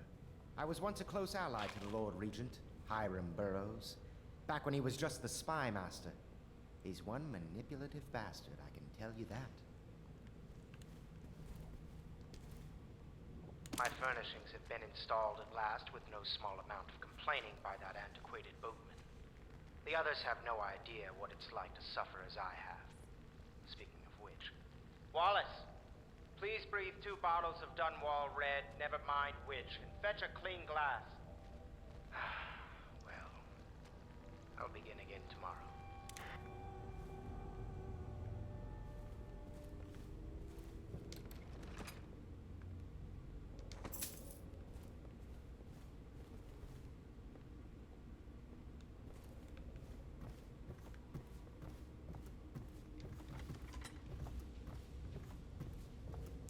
Gaffer's Tale, Volume 2. Guess I should probably read the first one. Log entry 1-4. It seems we have moved to a new phase. Martin's improvisations have borne fruit. The former bodyguard has been freed and is en route to the staging location. Pendleton's voting block and my military connections. All we've lacked is the ability to project lethal force in a controlled manner against a previously inaccessible... to the point? We need a man who can kill the bastards for us. Corvo is more than capable of that, I have no doubt. And Bob. This is awful. Pubmaster room key.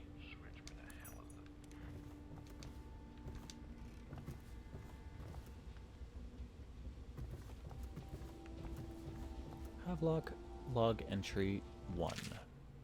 It has been days since our men were dispatched to stash weapons for Corvo in the old sewer. They have not returned, so I can only hope that they succeeded in getting the packages delivered. Piero spent considerable time and resources making those things. If I could find any way to mass-produce them, the Dunwall Navy would secure its place as the dominant force on the globe. Back to Corvo. Can he actually break out of the Cold Ridge? And if so, will he make his way here? I personally give him odds of 1 in 5. Thanks for the vote of confidence. Admiralty and the fleet. While each of these isles has some form of naval fleet, none is more envied than that of Bristol, with its long, proud history of great ships and the admirals who command them. Boys come of age in the cities of Bristol, hoping to come someday captain such a ship, and family dynasties are made by those captains who track down infamous pirates or crush seditious uprisings, as during the Morley insurrection. In times of war and peace, Bristol continues to innovate at sea. The ship designs of Anton Sokolov himself now represent the highest standard in the whaling trade, allowing crews to haul their kill up over the deck and begin their butchery and processing, even as the ship returns to Dunwall.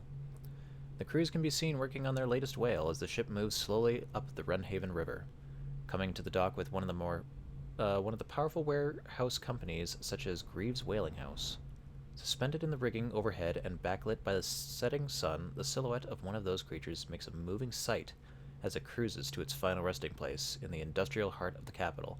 You describe it as such a beautiful thing, watching this great, gentle giant slowly and painfully dying. A Gaffer's Tale. Or A Gaffer's Early Adventures.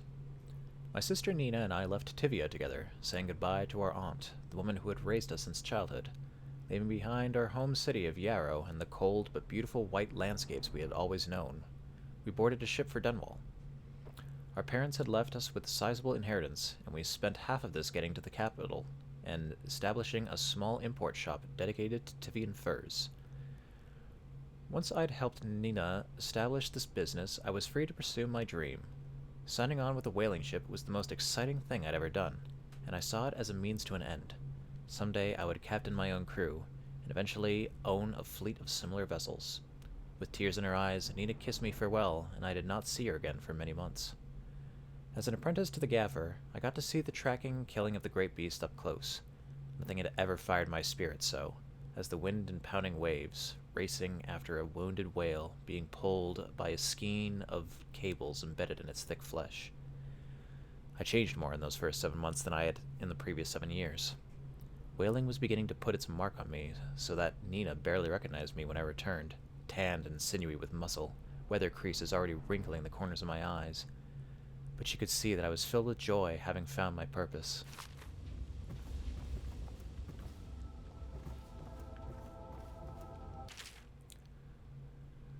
After more than a quarter of a century, I am done with whaling, too broken to continue. I've seen all the corners of the Isles and made more coin than most men see in a lifetime. But it's all gone. I've lived through an emperor and watched his daughter take the throne. Fair young empress she was, but slain so young. Everything beautiful comes to die. I've eaten in every port of the known world and sailed in the loneliest waters you could imagine. I've seen the cliffs around Pandesia. Even the best of it doesn't give me an ounce of joy. The years come back across my dreams as a line of butchered bodies, long, sleek, and singing amongst the waves under the moonlight, only to be speared by ugly, weather-scarred men who'd knife each other for a good pair of boots. Each year I had less time to come home. My tongue forgot the language of small chatter, and those who lived in the cities thought me odd. My sister Nina hardly knew what to say to me during our visits.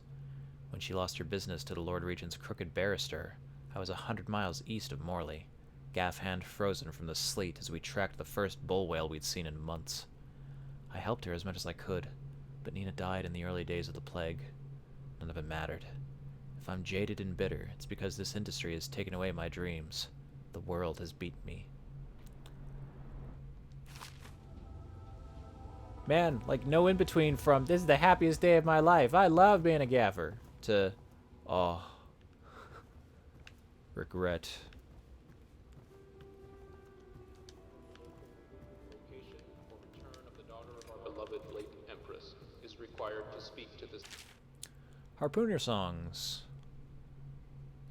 What will we do with the drunken whaler? What will we do with the drunken whaler? What will we do with the drunken whaler? Early in the morning, feed him to the hungry rats for dinner. Feed him to the hungry rats for dinner. Feed him to the hungry rats for dinner. Early in the morning.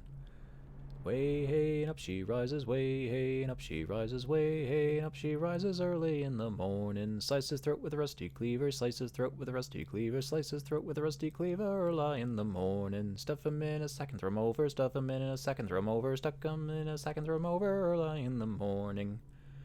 Way hey and up she rises, way hey and up she rises, way hey and up she rises early in the morning. I've definitely heard parts of this poem, if you can call it that, before. But is this actually how it goes? Watch at once.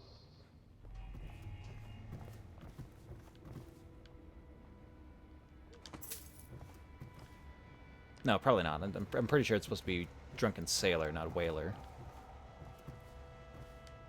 My, you must be Corvo. Must I'm I? Lydia, at your service. Your room is upstairs and ready. When they told me who it was, well, I thought you'd be older, like the Admiral.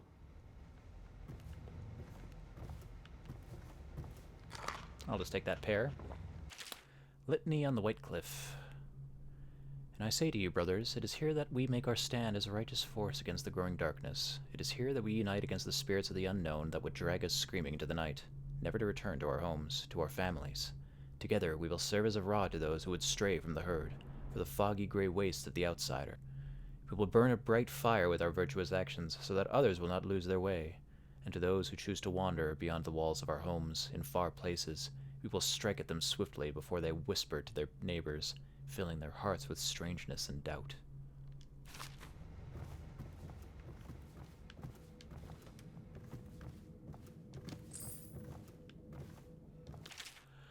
Oh, so much to read.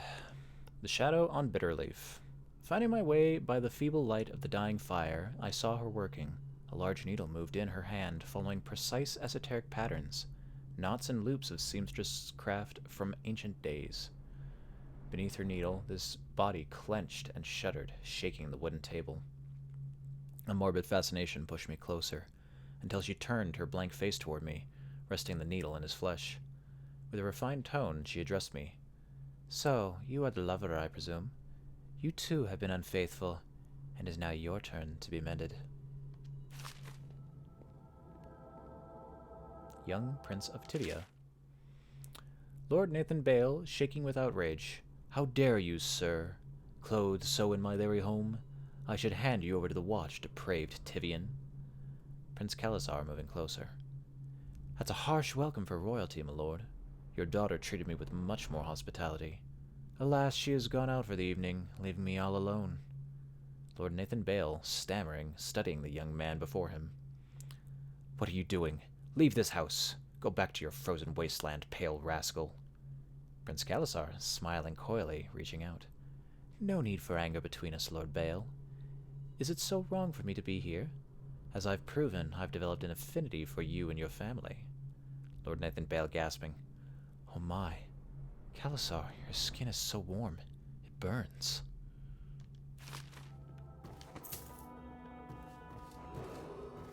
Attention all citizens. Oh, another gaffer's Curfew tale. extends from sundown to sunrise unless you are otherwise authorized. Books are Violators not will unique. be subject to interrogation and detained when necessary. Remember, the boldest measures are the safest.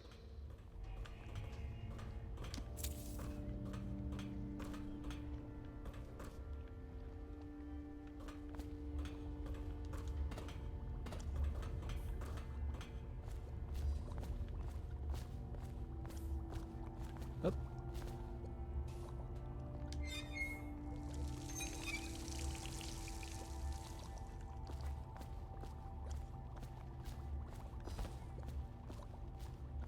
That presumably heals me, although it might have some other effect.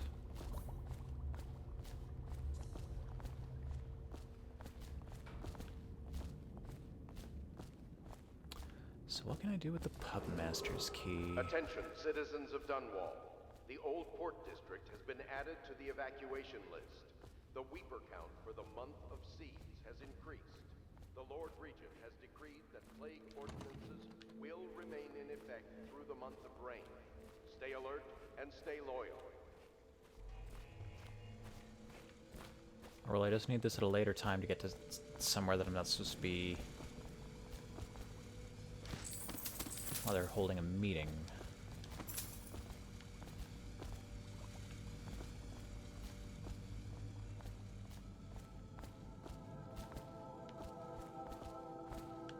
I want to get by.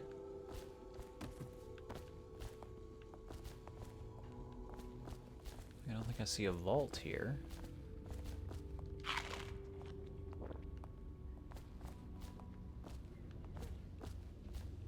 Yeah, might have just been a key to his room.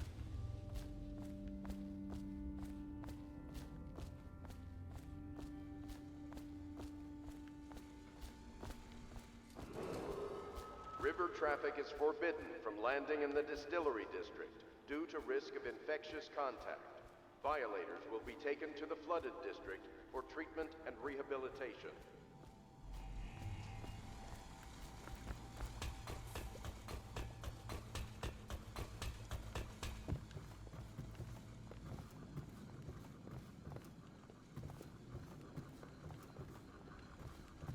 Nothing else wants these bunks.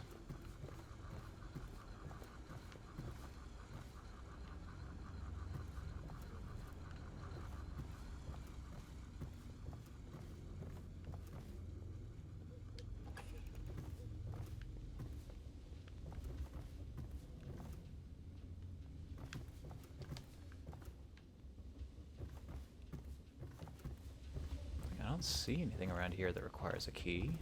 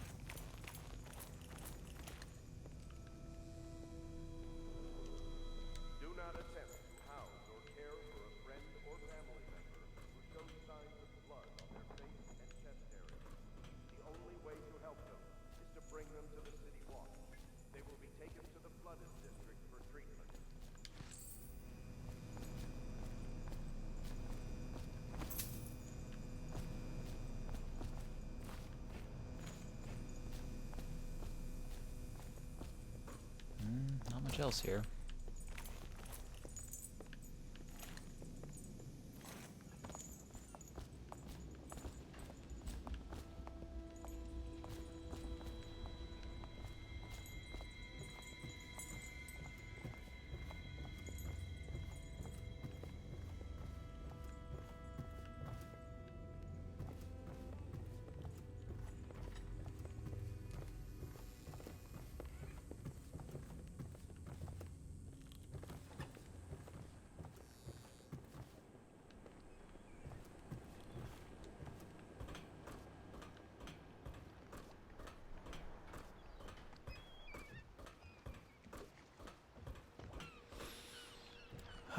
This is quite the place.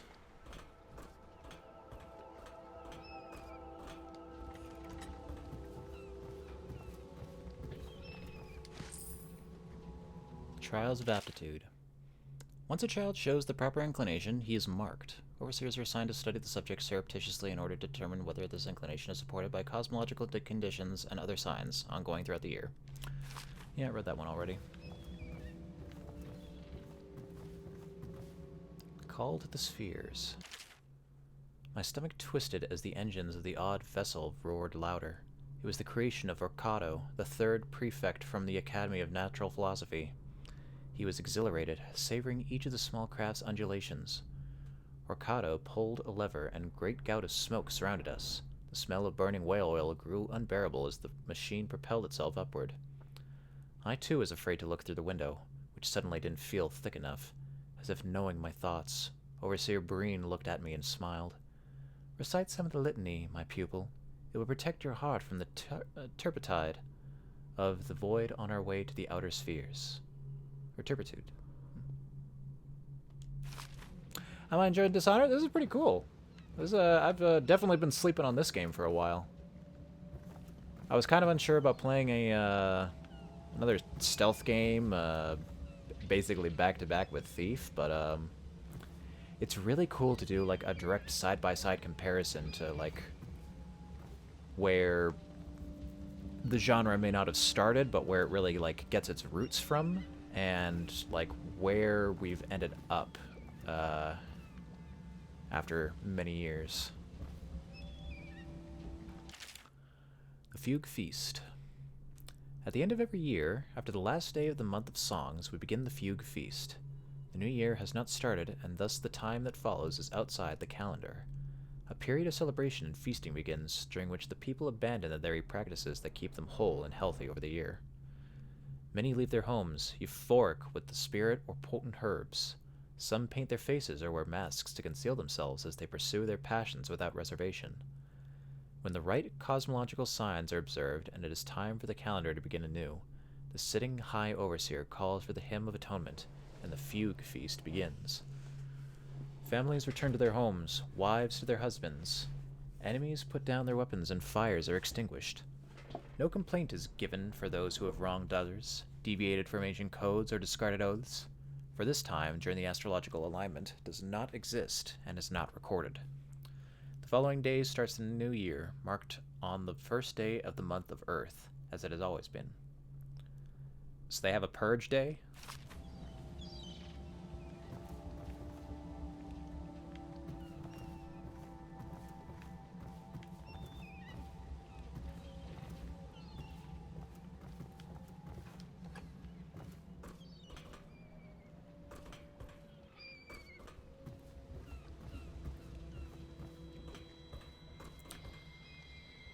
Is there any way to get higher or lower in that place?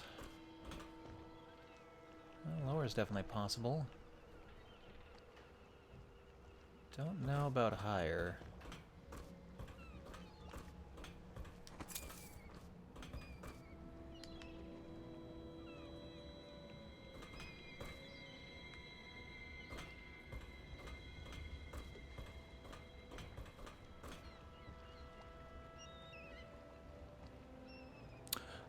I probably play the other two Dishonored games at some point.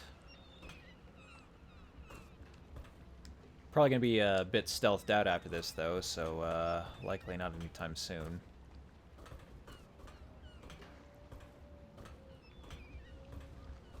And honestly, the main reason I'm playing this now is I'm borrowing this from a friend's library on Steam. And if you haven't heard, they're canceling the legacy library sharing function in exchange for their new legit family sharing library, which I won't be able to take advantage of anymore.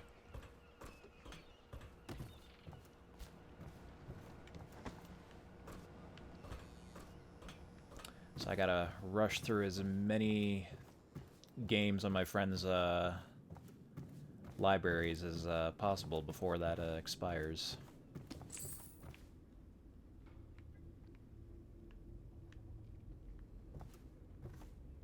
Alright, well, to bed.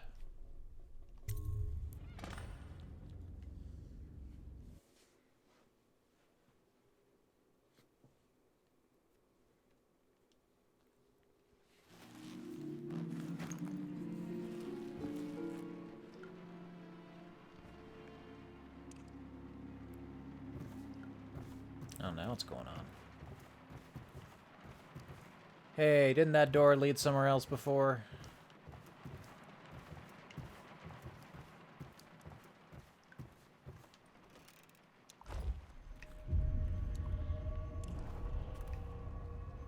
Something's not right. Yeah, you could say that.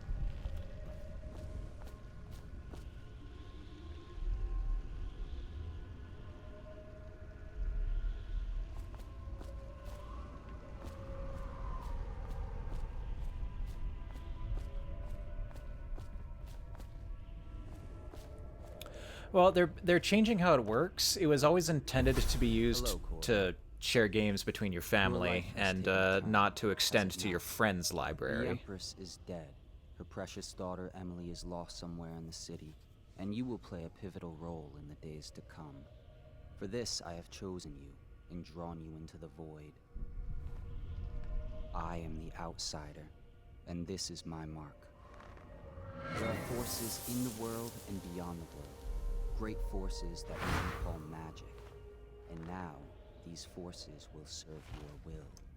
I have the potential. Use this newfound power, my gift to you.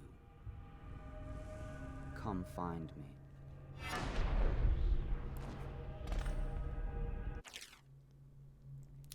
Press LT to execute a fast and stealthy forward dash through the world. You can also use it to move upward, but the distance is reduced. Aiming at ledges will allow you to blink forward and climb up.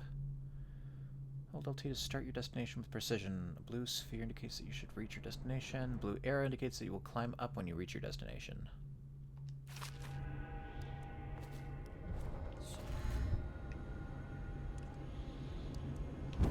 Whoosh. Oh, and it consumes magic. Okay. Oh, but it does regen. Or at least right now it does.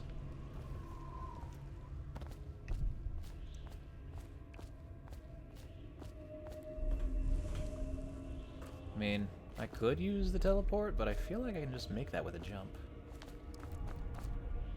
Oh, no, never mind. My jump is terrible. Right. No, lady. You cannot save her. You cannot save her. You cannot save her.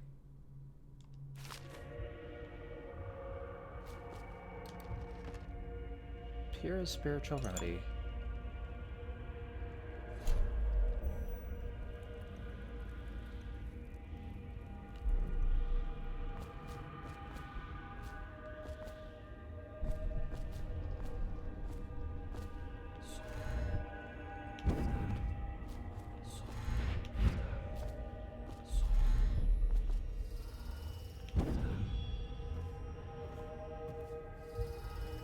Emily's letter.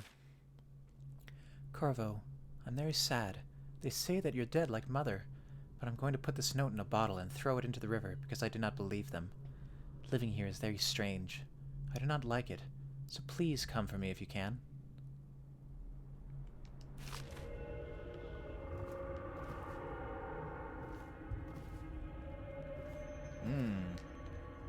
You've got a punchable face. Oh, as does your twin?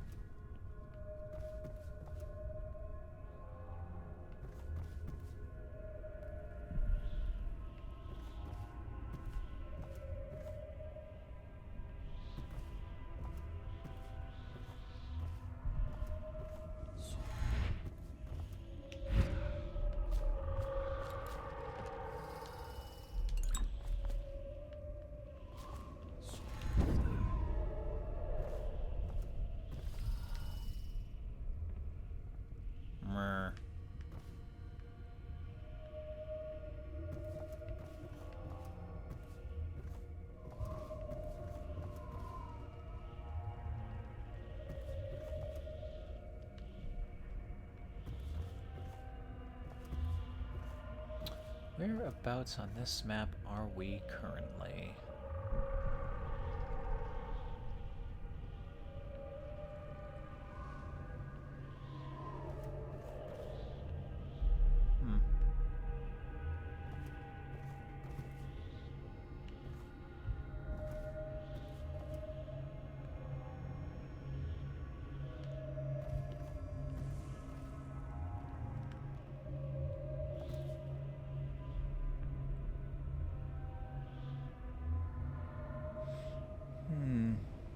There does seem to be something strange about that whale.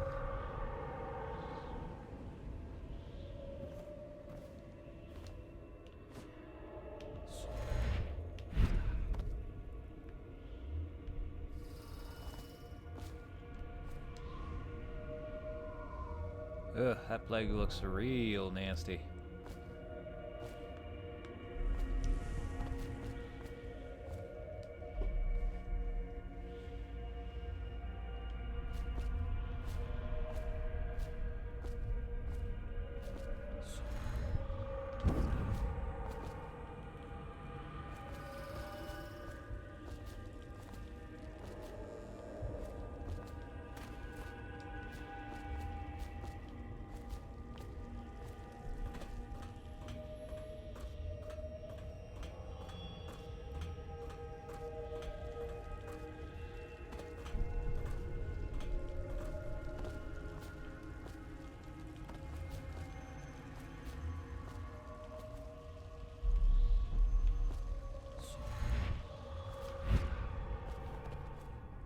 days that follow, your trials will be great, Corvo.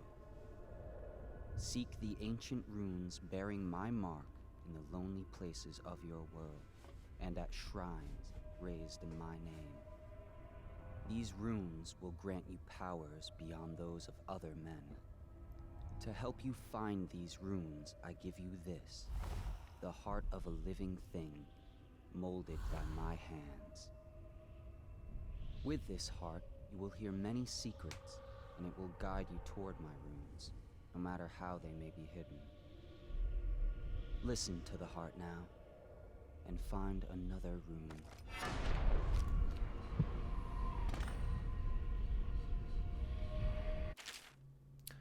Equipping the heart in your left hand helps you locate bone charms or runes, even through walls.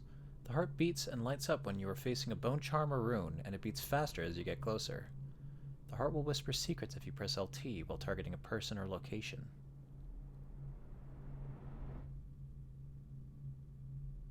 Huh.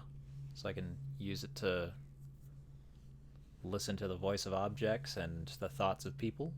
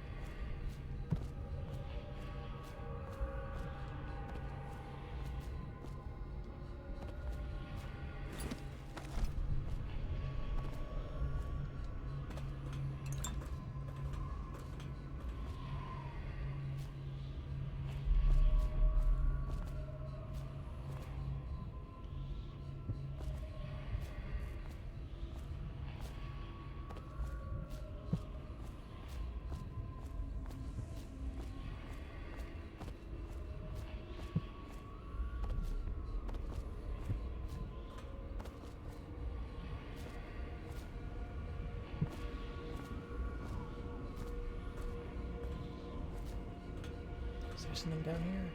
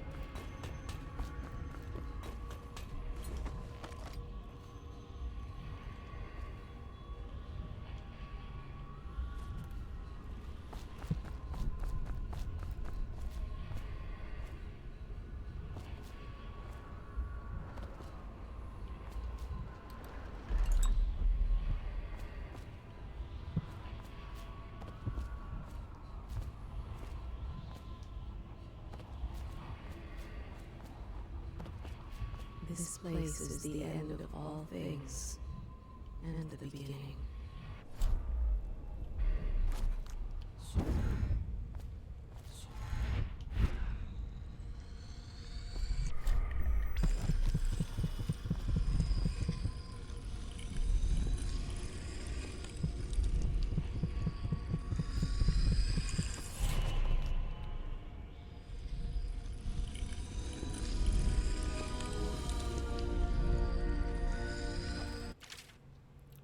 Runes and acquiring powers. Once you've collected some runes, open the journal and go to the power section to exchange them for powers.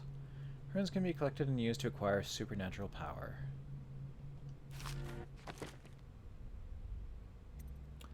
Got Blink.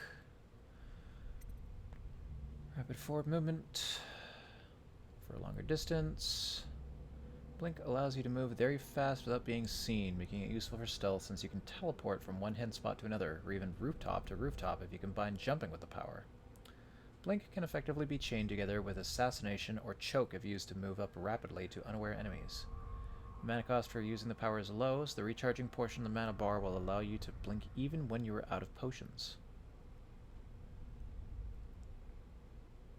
Oh. Okay, there's a limit on how much of my mana bar will replenish. Okay. Blink can also be used to move upward at a limited distance. Note that the cursor changes when aimed at a surface or edge that will allow you to climb up as you blink. See in the dark and see living beings through walls, including their fields of vision. Representations of sounds you make are also visible. Level 2, see in the dark and see living beings through walls. Representations of sound are visible. See useful objects and security systems through walls as well. Yeah, that sounds nice. Dark vision is highly useful for stealth, allowing you to watch enemies from behind walls before approaching them. Seeing an enemy's facing and view cone gives you a significant advantage in terms of sneaking. With this power active, you can see visual representations of the sounds you make as well as which further aids in sneaking and understanding stealth. Level 2, useful items, resources, and security devices such as the Wall of Light are visible through walls too. Possession allows control of animal targets for a short duration. And human targets. Possession is very powerful, allowing you to merge physically with an animal, such as a fish or rat, for a limited duration. You must have an unobstructed path to your target.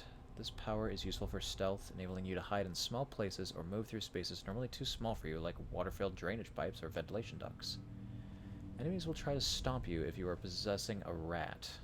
While possessing a hound, you can sprint fast. Level 2, you can possess humans as well. Your control of humans is limited, so combat or fast movement are not possible. Possessing a human allows you to perform simple actions such as collecting objects or opening doors. Allies of the human you are possessing will not attack you, and security devices attuned to the human you are possessing, like the arc pylon or wall of light, will not harm you. If you are falling, possessing an animal or human on the way down will effectively break your fall. Ooh, cool. Bend time. Slows time for a duration. Completely stops time for a shorter duration. You move normally. Time is stopped for the duration of this power, but your movement speed is faster relatively. Bend time is useful for sneaking and assassination since your enemies are suspended in time. This power gives you time to slip past enemies and sneak away, or to rush them unaware for a lethal strike. Anything you come into physical contact with is pulled into your time and moves faster briefly. Bend time is also useful for stopping projectiles in midair, giving you a chance to move out of the way or even to collect them. Yeah, time manipulation is always cool. Devouring Swarm. Oh yeah, they've got mana consumption. Dark vision is low. Possession's high. Bend time is high. Devouring Swarm not quite as high. Summon a swarm of rats that will attack others, then disperse after a short duration. Swarm will also consume corpses. Kill a guy, then leave no trace. Summons a larger swarm of rats that will attack others, then disperse after a short duration. Swarm will also consume corpses rapidly. Unleashes a swarm of rats that attack anyone in their path. This is usually lethal against one or two enemies, but anyone attacked fights back. If the rats are released on a group of enemies, sometimes that group can kill enough rats to disperse the swarm. Devouring Swarm can also be used to quickly dispose of corpses, and if you also have the possession power, you can summon rats and possess one of them. At level 11, or at level 2, you spawn more rats, your rats inflict more damage, and devour corpses faster. Wind Blast, powerful wind that can push or knock down enemies and shatter doors. Very powerful wind that can kill enemies by throwing them into walls and shatter doors. Wind Blast is useful for shattering wooden doors and for fighting enemies, especially in groups. An enemy near a railing will be knocked over the railing, falling to his doom. If an enemy fires a moderately heavy projectile at you, such as a grenade or the Tall Boy's incendiary arrows, the Wind Blast power can hurl the projectile back at them if properly timed. At level 2, the power will throw enemies into nearby walls hard enough to kill them. Shadow Kill. Unaware enemies who don't see you turn to ash as they die. All enemies turn to ash as they die.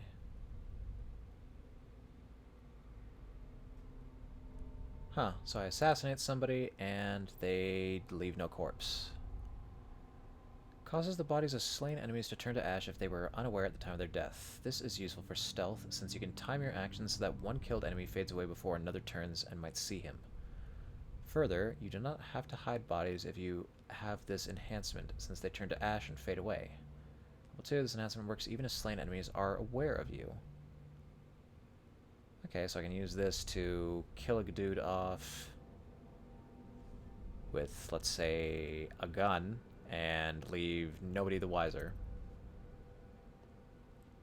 Jump height is increased and falling damage is reduced. Overall movement speed is increased. Level 1 increased jump ability allows for more vertical exploration, especially when combined with Blink. Level 2, this enhancement increases overall movement speed, which allows you to rush an unaware enemy faster for assassination, or to run away when wounded. Climbing and swimming speeds are increased too. That's fine. Bloodthirsty. Build up adrenaline, then trigger brutal melee fatalities.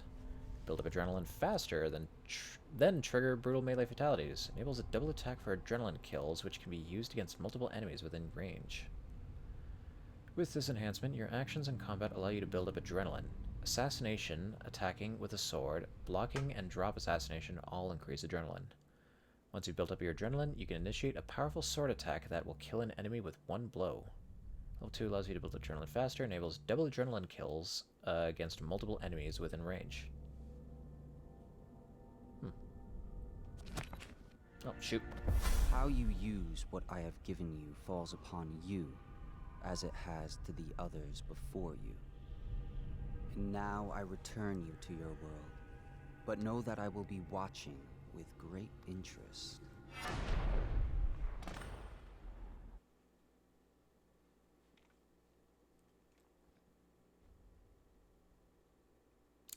Hidden in an old bar on the river, your new allies have plans to share with you. Meet with the Loyalist Inner Circle to learn what they've got.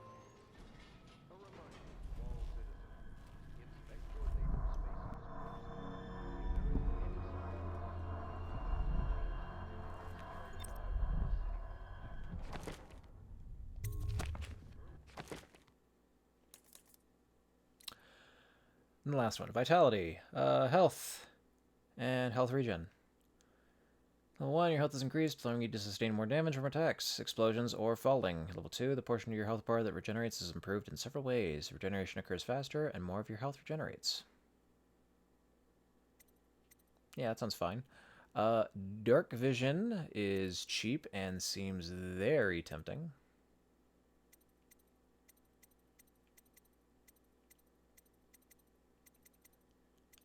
All of these require no mana.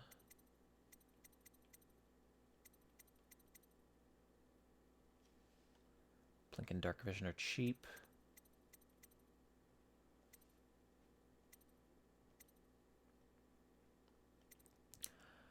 I believe I'm interested in getting some Vitality.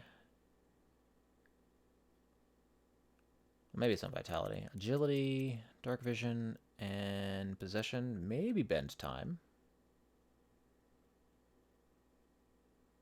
Could give me some windows that I would otherwise not have access to. But yeah, I'll just get Dark Vision for now.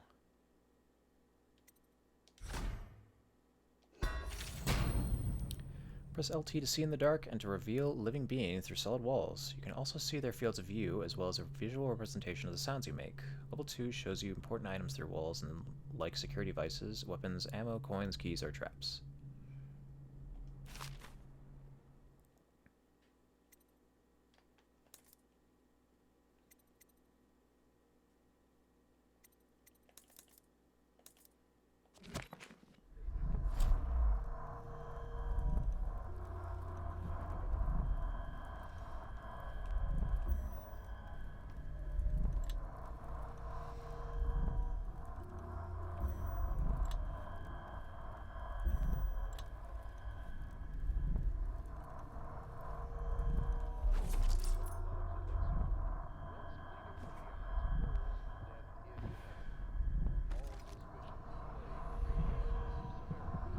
Oh, it senses something.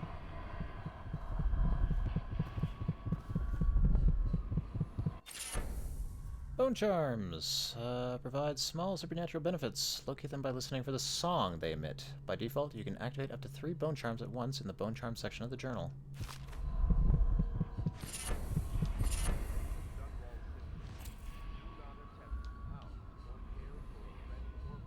Journal of Granny Rags. Of course I'll tell you, dearie. I won't keep any secrets from you in the end. All the dreary days of my life are like the windows of a house. From the kitchen, I can see out into the garden where the leaves and stalks are brown and bug-eaten. You can see a little lump of dirt where something was wrapped in a blanket and laid to rest along the rows of twisting vines. The front room looks out into the street, where the neighbors are all setting fire to their homes, barricading themselves inside. Warm and snug, dearie. Don't forget about the bedroom, either. It sees into a dreary alley where hooligans are playing a game with an old man. The first two are hitting him with sticks, and the girl with them is kicking at his dry old ribs. Oh, to have those bones, to boil them in a pot. No one lives in my house anymore, dearie. No one you'd want to meet. When I lived there with my husband, we were fine, fine people. Vera More, everyone would say. Your house is as grand as Boyle Manor. Better even. Your dinners are lavish, and your parties are the best. When that Jan Sokolov came to paint my portrait, I was nearly still in my prime. Radiant, he said. And he was just barely a man, so young, painting all the best people across the land. Everyone wanted a portrait by his hand, all of my friends. I was the only one, dearie, wet with his paint glistening on the canvas for a pretty coin. But it wasn't all parties and paintings.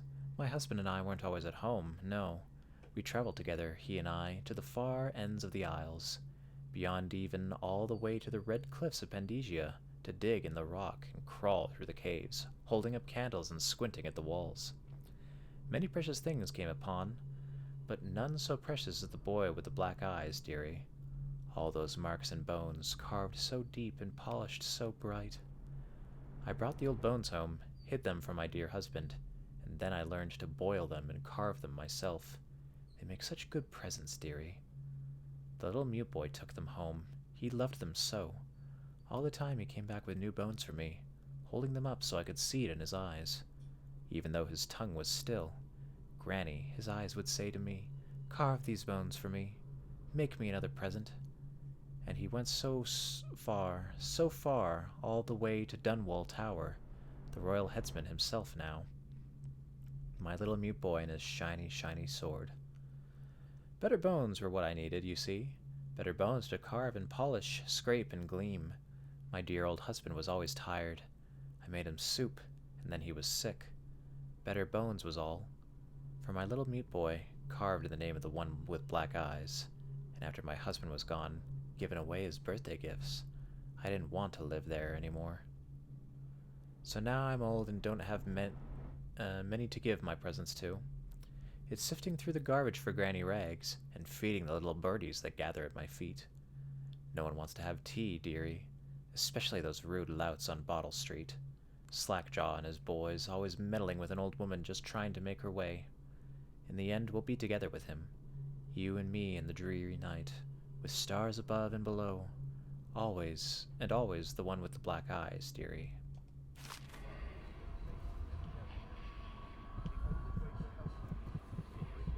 Bone, bone, bone! Mystic statue. Early life and criminal record, Slackjaw. You want the chinwag on Slackjaw? What he was like when he was young, before he got his name? Oh, he's got a cool head now, but it weren't always like that in the days before he was boss of the Battle Street gang. Time was, young Slackjaw wasn't such a reasonable man. Like most of us, he grew up on the streets, running with a pack of ragamuffins and avoiding the law, pinching whatever he needed. Dark-haired and dark-eyed, smoking a pipe by the age of 10. For them born into the brothels or coming from the orphanages, it was either the gangs or working with the muddlarks, and no one wants that. Some got pressed into the Navy or put down in the mines run by Pendleton or Boyle families. As hard as it was on the streets, as hungry as we all got, at least we was free. By the time we weren't little uns anymore, Slackjaw was one to watch, usually calling the shots when we took down a farmer's cart or sidewalk street vendor. He'd come up with the plan, give everyone some part to play, and decide on the split. Most of us just went along, because we learned fast that we made out better like that. More food, more coin. Plus, none of us wanted to deal with Slackjaw when he was in a rage. We worked on a couple of big jobs with Black Sally across town. That was enough to get the attention of the other bosses. He wasn't just a street kid anymore. Now he was an up-and-comer, which meant trouble. Another guy who fancied himself as such was Mike the Fish, who was working his way up running the protection racket among the factory women. One fine evening, we're all taking in a bawdy show in the theater house. Mike the Fish and his lot are there in the cheap seats too, just down the aisle from us. Mike gets a wild idea. He wasn't big on planning, and throws a heavy ceramic spittoon at Slackjaw. Hits him square in the face and breaks his jaw. We look to see if there's going to be a blood brawl, but Slackjaw just points the door and we all leave, with Mike laughing at our backs. He's going to pay for that tomorrow. Waking up the next day without telling us why, Slackjaw motions for us all to follow. He still can't say a word, so we just come along. We stop at the docks, and Slackjaw actually pays coin for it, a heavy chain covered in hooks. It's for fishing in the deep, something you'd attach to a long line off the side of a ship. It's about 4 feet, made of thick links, and there are shark hooks coming off of it at different angles. I get the feeling that Slackjaw and the fish only got their names after this event. Slackjaw's got that thing wrapped around his left arm, dangling at his side. Not sure how he knew where Mike the Fish was staying, but when we reach his girl's house, Slackjaw throws a bottle through the window just like that. It's almost noon. There's a bunch of screaming inside, and Mike pokes his head out, looking wide-eyed and baffled. When he sees Slackjaw out in the street, a look comes over his face that still gives me the willies. Pure murder. Mike comes out the side door, bellowing like a blood ox, holding a cleaver, heading straight for Slackjaw. When they come together in the street, Slackjaw spins and the shark hook bites deep into Mike's arm and shoulder. He screams, but Slackjaw holds onto the chain. He's standing there with his jaw broken, clenched tight, with a chain wrapped around his left arm, hooks sunk into the Mike the Fish, just knifing him as fast as he can. Mike couldn't fight very well, hooked like that and using his left hand, but he was a big guy and it took a lot of stabbing before he went to his knees. Everyone was cheering at first, but then we all went quiet. It just kept going and going until finally it was just like Mike the Fish blubbering, crying like a baby, and the sound of Slackjaw's knife. When it was over, and here's the brilliant part, Slackjaw took out a note and stuck to Mike's face with a nail. It just said, "If you want a job, come to Bottle Street." Slackjaw didn't talk right for a couple of months, but word spread fast. By the end of the year, once we had a sizable gang going, he sent out letters to the other bosses telling them that he was running a brand new crew over on Bottle Street. Most of them laughed or beat up the guys who delivered the letters. Green-Eyed Trish even came back missing a thumb, but apparently Slackjaw was expecting that kind of reaction and had a backup plan. A week later, 4 of the bosses were dead. Seemed like a series of unfortunate events, but everyone knew better. One shot dead by the watch while standing in the middle of a meat market. Another slipping and falling into the water, out cold. One of the older bosses found in his bed with his belly open wide and a Tivian pear stuffed into his mouth. Still not sure what that meant. And Sheila Barnsworth was found bubbling in a cauldron of hot wax. Slackjaw sent out another set of letters, offers to the underbosses, telling them they'd be treated fair as peers. He even sent Green-Eyed Trish with one of the letters. All of the underbosses accepted. After spilling the guts of his main competition, Slackjaw went in for stabilizing his business, real neat-like. Calling in favors, smoothing things over, giving everyone a little bit of coin or drink as a bonus. Showing what he could be like his boss. So everything got quiet, which always makes the boys of the City Watch nervous, of course. Word went out among the Royal Spymaster's snitches, the responsible citizens group they called themselves, telling everyone working in a shop or sweeping off the front steps of their homes to keep watchful eyes for Slackjaw and his men, trying to suss out what they were up to and what had just happened. But Slackjaw ain't stupid.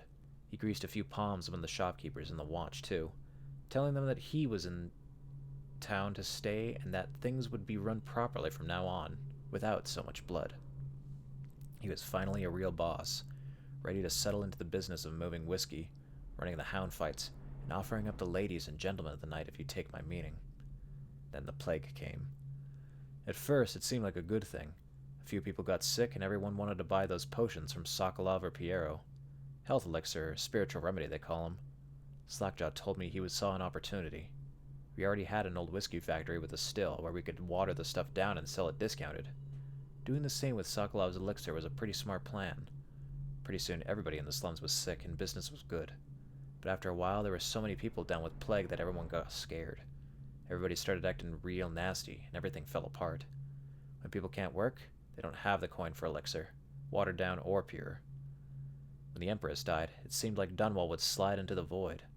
Spymaster Burroughs took over, and the Watch started using all that new Sokolov technology. Watchtowers, tallboys, and the Mark pylons.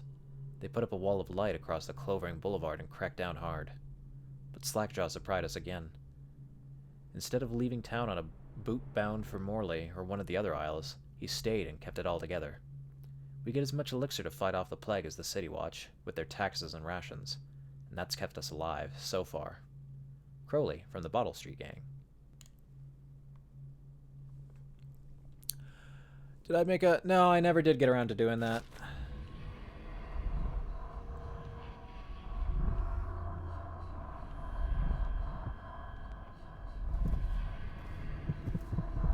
I feel like I should, but at the same time, yeah, I'm not... don't know if I care to maintain something like that. Field survey notes, the Royal Spy. This is the 4th day, month of high cold. Progress continues on the suppression of gang activity in the distillery district, but more slowly than I'd expected. The ruffians operating there have been cunning, I'll grant them that, but it's only a matter of time. I'll see their leaders flogged in public and sent beneath the royal executioner's blade. If I had my way, that mute bastard would be working night and day removing the heads that need removing. Internally, the Empress does not seem pleased with my investigations. It seems that it is beyond her thinking, against her very nature as a trusting person, to believe that traitors move among us. But I know they do. They must. No, Jessamine would rather spend her time with the Royal Protector. At least he's likely to stop any immediate threat to her safety. But a strong arm is not what's needed against those who would undermine us. How will Corvo's sword stop a poisoned wine glass or an explosive delivered by courier? It will not. There are many threats around us, threats requiring meticulous efforts to police. Young Lady Emily is undisciplined, I'm afraid. Here within Dunwall Tower, she receives instruction from the finest tutors known in the Isles, yet her mother spoils her, and she spends most of her time lost in imagination, wasting her time drawing or asking Corvo to teach her to fight with wooden sticks. The girl might rule the Empire someday. Every moment spent at play is a moment wasted. Shoring up security for the main gate leading into Dunwall Tower has been another pet project of late. To think that back in his day, Emperor Kaldwin left it open to the public during the day, allowing anyone to come and go as they pleased. If it were up to me, I'd seal off access to the streets entirely, but the Empress won't hear of it. The waterlock is much easier to protect, and if it were the only way into the tower, traffic in and out would be greatly reduced. Someday the wrong person is going to slip in and will suffer for it, mark my words. No amount of security is excessive when it comes to protecting heads of state. The Empress also disapproves of my plans for the Sokolov devices. Sokolov himself has no interest in security, of course, but he's vain and therefore keen to see his inventions deployed in any fashion. This wall of light he's been tinkering with is promise. In any case, at least I was able to convince the Empress to upgrade the pistols carried by officers of the Watch. Why do I worry so when no one else seems to care? If I ever fall asleep, will it all sink into the ocean? Will the rough things clamber over the walls and fill themselves on our flesh? This is what I see in the same dream several times each month. If only I had more say in things, more authority, I could protect us all. Perhaps I have been working too hard. Dinner and an evening of conversation with a certain lady of refinement might be in order. Perhaps somewhere nice in the estate district. Here in Burroughs, the Royal Spymaster.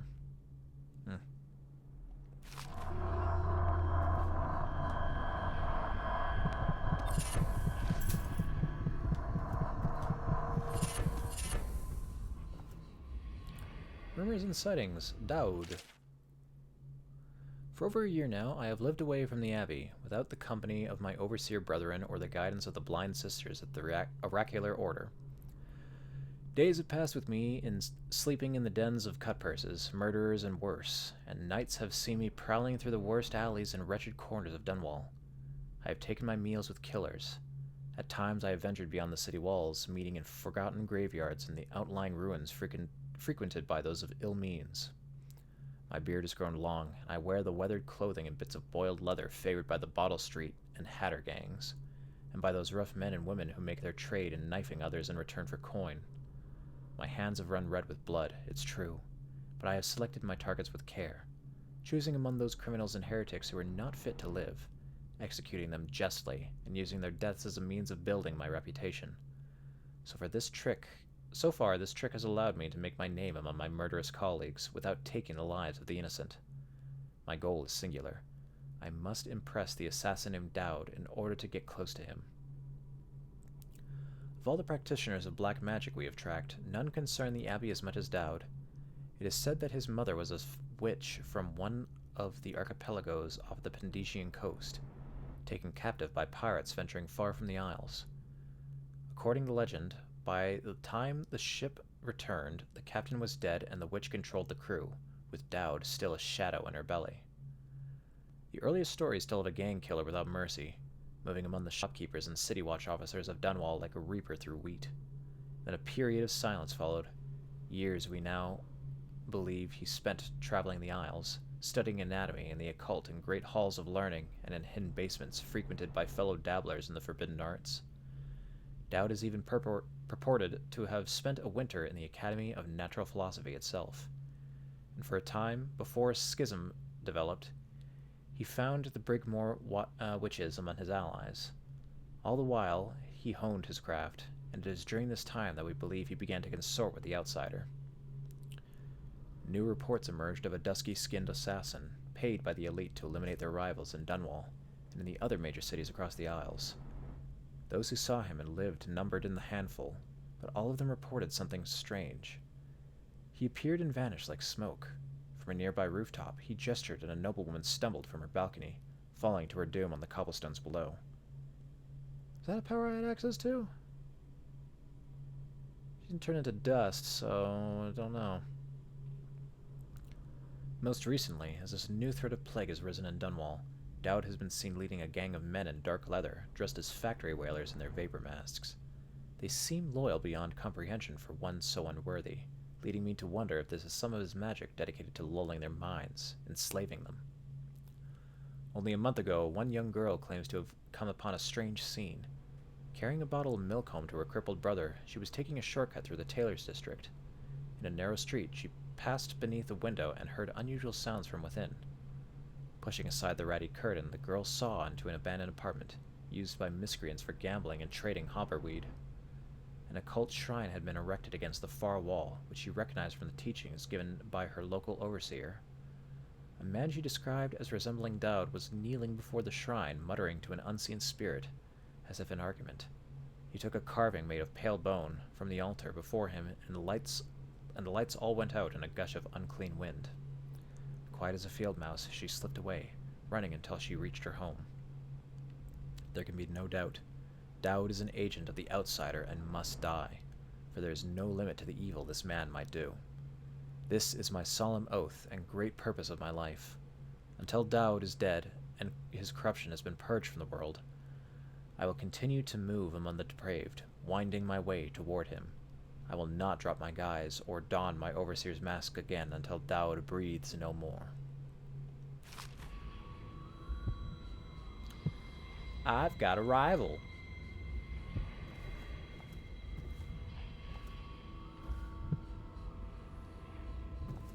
There's a rune over that way.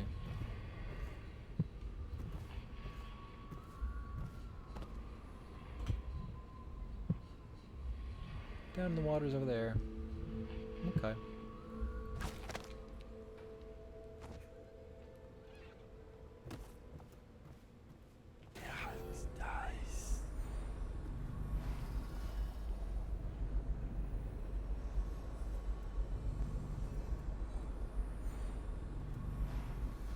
That's a hovel built from an old rowboat. Where does Admiral Hadlock find these people, I wonder?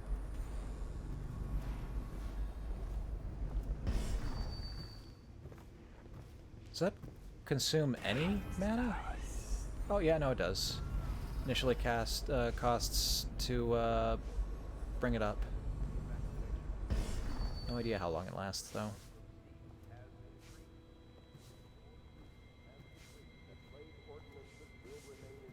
Through the month of rain, stay alert and stay loyal.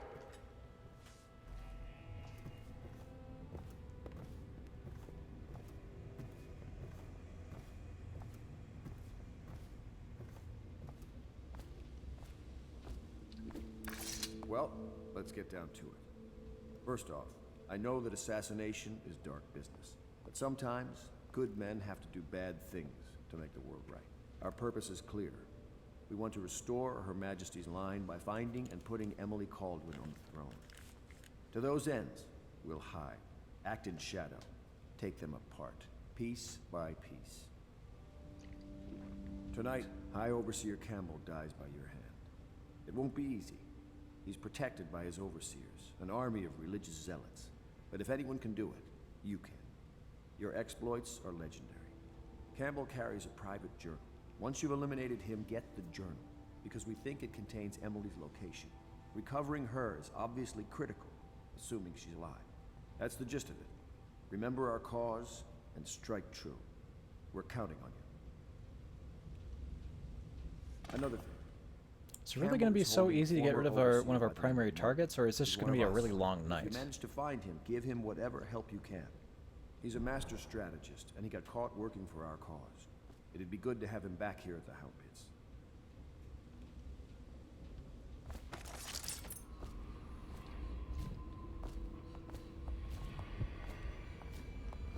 I'm gonna go get me a rune. Oh, Corvo, if you've a moment. Just gotta do something real quick.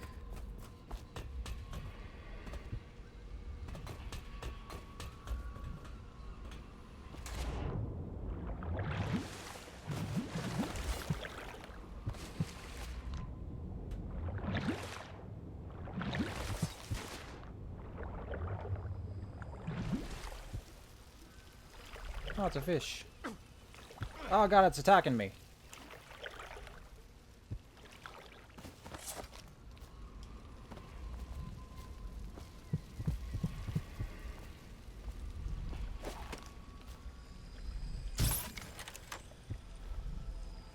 Oh shoot, that was a sleep dart. Oh god damn it, my darts. No.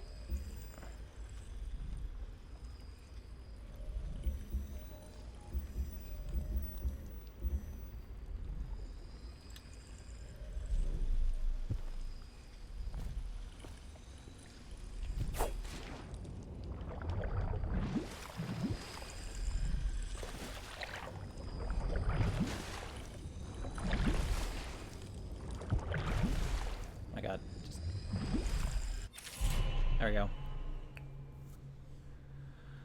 Powers you obtain from rooms can be used creatively to defeat enemies or move through the environment. Blink from roof to roof, possess rats and fish, or slow time before rushing a group of enemies. Yep.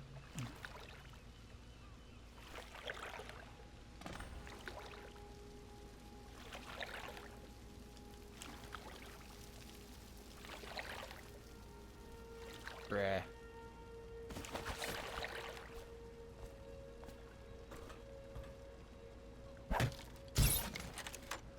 Oh my god. Buttons. Okay, well, it doesn't look like there's anything else out here at least.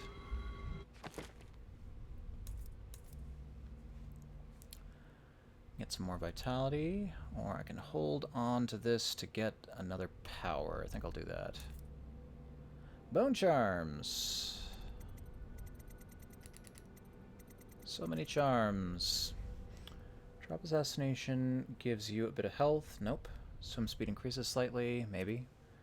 Enemies miss more often with arrows and bolts. Breath capacity and water increased. Moderate keyhole peeping magnification. Breaking glass sound is moderately reduced. Win sword vs sword contests more frequently. Damage from explosions reduced slightly. Shot whiskey bottles explode with greater intensity. Powers effects slightly improved. That sounds good. Oh wait, I thought it said I could only have 3 of these active. White rats won't attack you.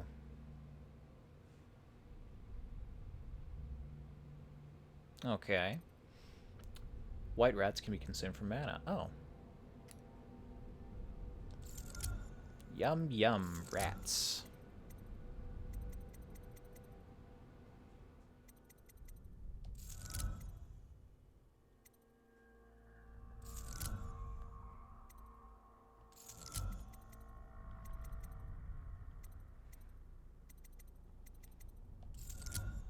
There we go.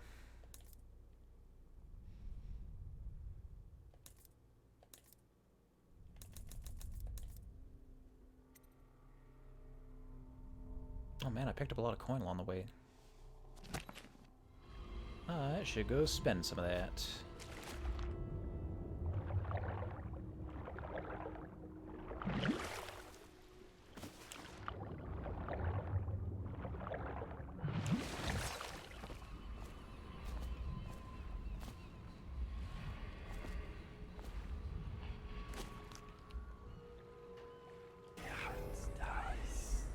Damn fish.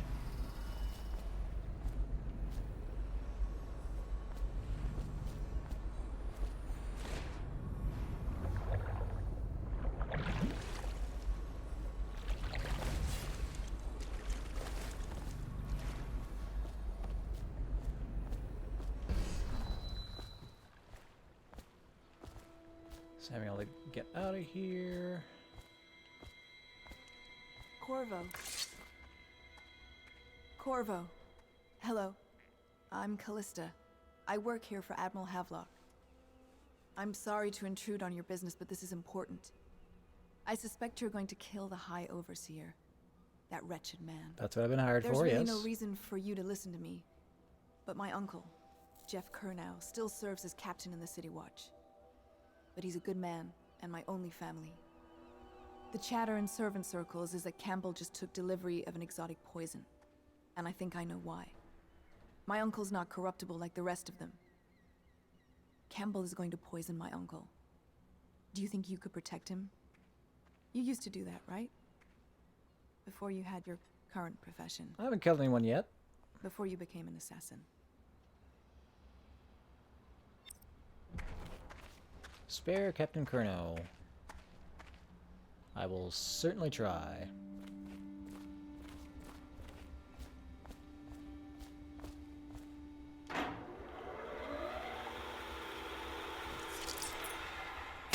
Astonishing.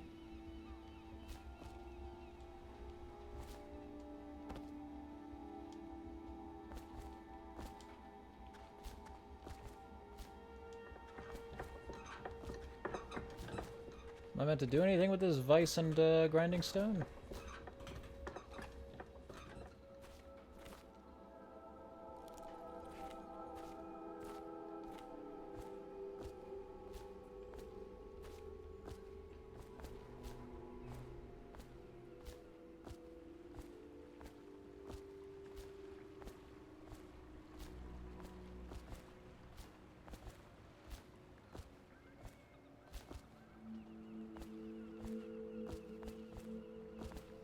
Oh, good to know.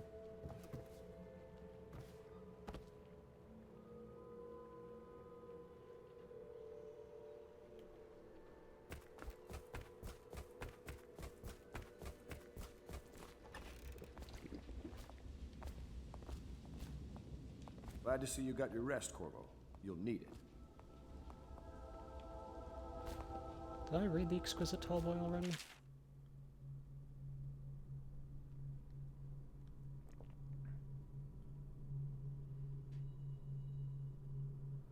No, I don't think so.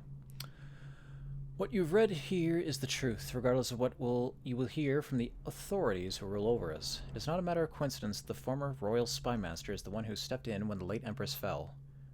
We, who will remain nameless, believe that these events are interconnected. The signs of oppression are all around us. The Sokolov designs, originally intended to provide light and warmth in our homes, have turned against us as a means of inspiring fear and controlling our movements through the city. And where did this plague originate? Some say it was imported. A wild theory? Perhaps. One of our members risked her life to obtain an internal report from the government, which we will be printing and sharing soon, called The Exquisite Tallboy, extolling the virtues of this newest member of the City Watch. To those in the streets below, these virtues are horrors, spread by stilted thugs who run down fire on the sick and poor. To these eyes, the Tallboy is another government bully, armed with incendiary devices, thickly armored and standing high overhead.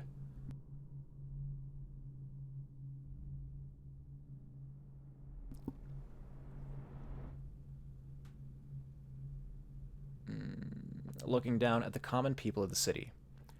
We now know that the tall boys are heavily drugged, imbibing a substance that renders them resistant to pain, but also dulls whatever empathy they might normally possess. Exquisite? We think not. Copy these words and share them with your neighbors. And remember, when the tides are lowest, the truth will be revealed.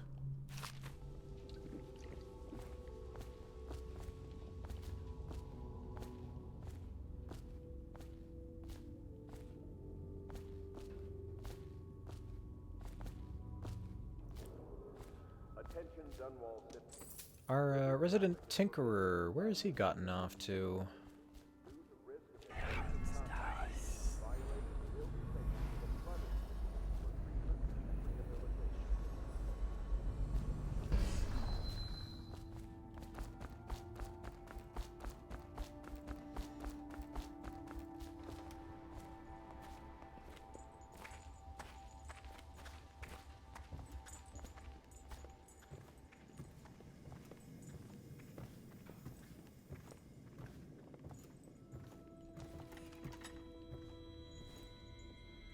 Are you a nobleman, Corvo?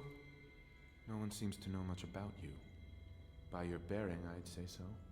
Lord Pendleton's great-grandfather took a Sakonan chambermaid to wife. On second thought, the story doesn't bear repeating. Even the finest blood can go bad here and there.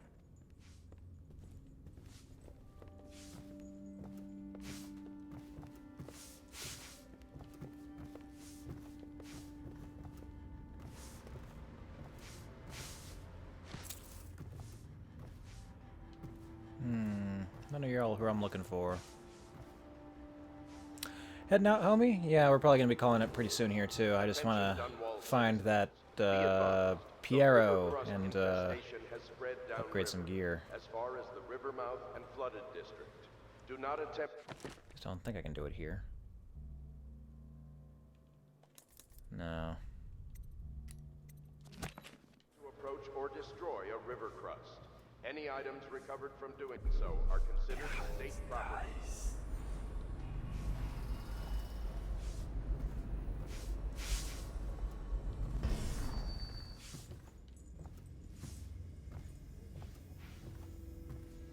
I thought he'd be down in his shop, but didn't see him there. Is he upstairs? Ah, there you are. What can I do for you?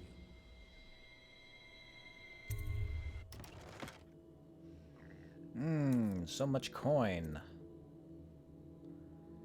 Get me the opportunity to zoom.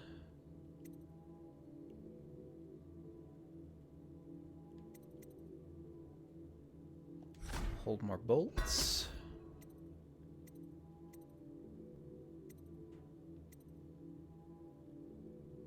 $20 is probably fine.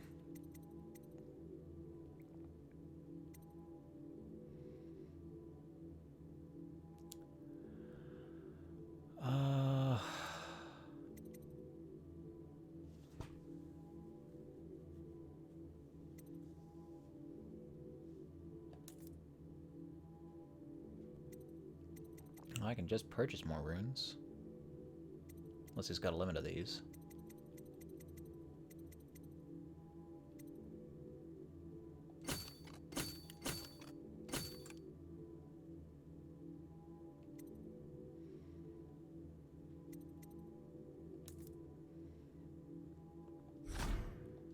Upgrade that accuracy. Upgrade that range. Upgrade that reload speed.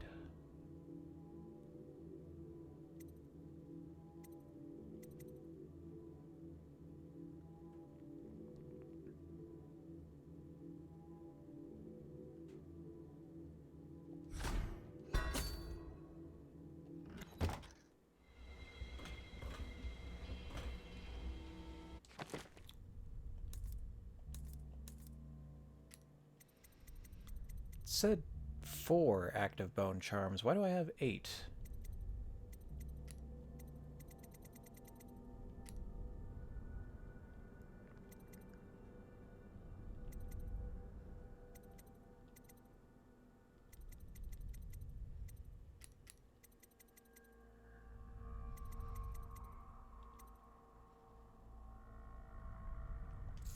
Guess I'd like to be able to dodge enemies more easily.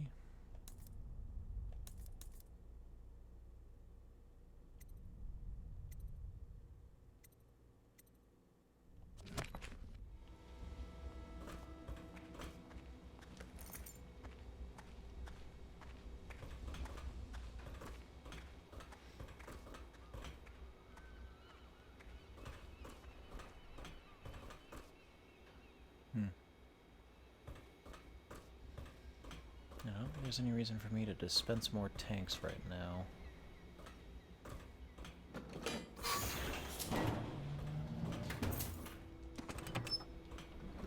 But I'll do so anyway.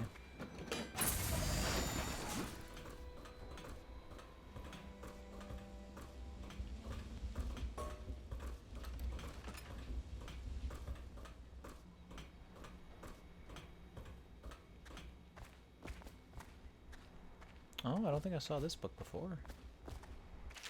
A second solution. It is through no fault of my own that the average citizen has expressed a preference for Sokolov's elixir over my own formula. Sold is Piero's remedy. A name I did not... Oh no, I did already read that one.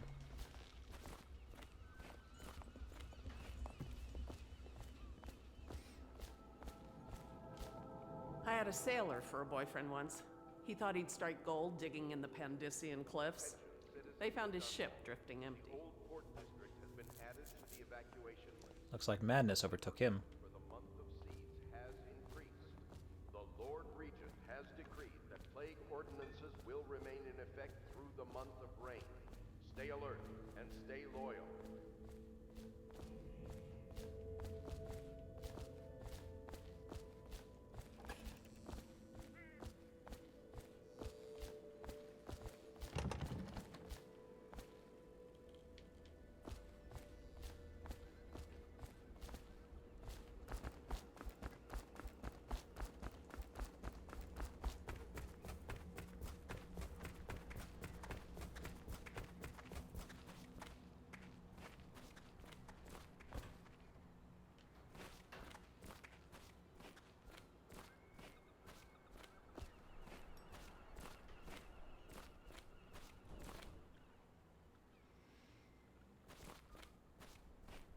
Alright, well, I think I'm done here for now, so we can just go talk to Sam and then close it out.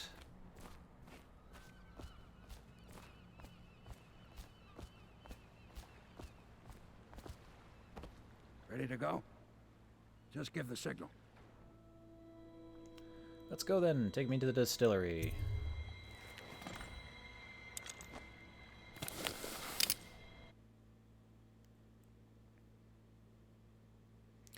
High Overseer Campbell leads the city's militant religious faction and is a close ally to the Lord Regent. Campbell is completely corrupt and holds the secret to Emily's location. Infiltrate the office of the High Overseer, steal Campbell's journal, and eliminate him. An ally to the Loyalists, Martin, is being held there. Free him and allow him to escape.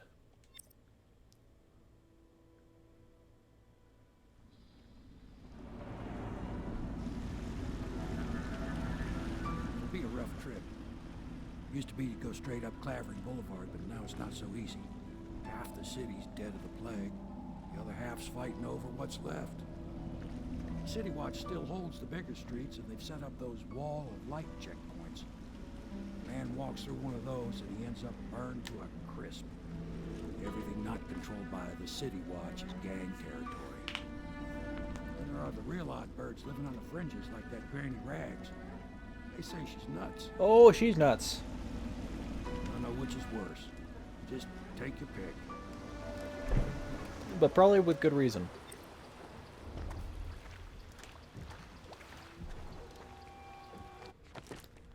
City Watch holds Clavering Boulevard beyond the first wall of light. The Bottle Street gang controls the side streets around Clavering Boulevard. Granny of Rags lives in an apartment at the far end of Endoria Street. High Overseer Campbell leads the city's militant religious faction and is a close ally to the Lord Regent. Oh yeah, that's just my mission prompt. Get past the first wall of light. Use the Bottle Street alleys to get around the walls of light, if I want. Locate Emily. Take the blackmail journal from High Overseer Campbell. Spell Captain Curnow. Ensure Captain Kerno survives his visit to the office of the High Overseer.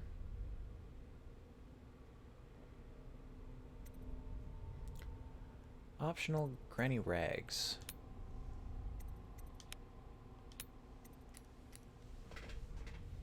Talk to Granny Rags in her apartment.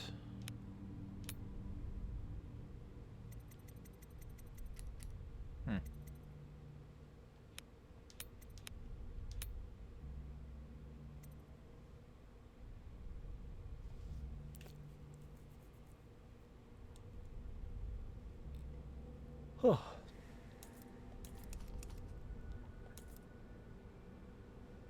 Okay, well. I am looking forward to seeing what sort of things we can get up to, but we will save that for next time. I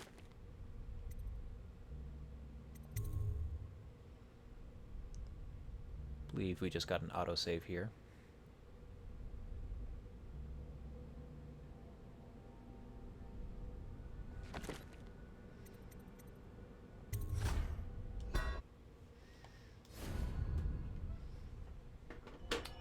Okay, that will be it for the night. Oh, this is great. I'm looking forward to playing more of this. Like I was saying earlier, about stealth games. Thief was good, and I do really appreciate a lot about it. And what it's done for the stealth genre. And I can see that coming out a lot in this one. It seems easier in certain aspects. But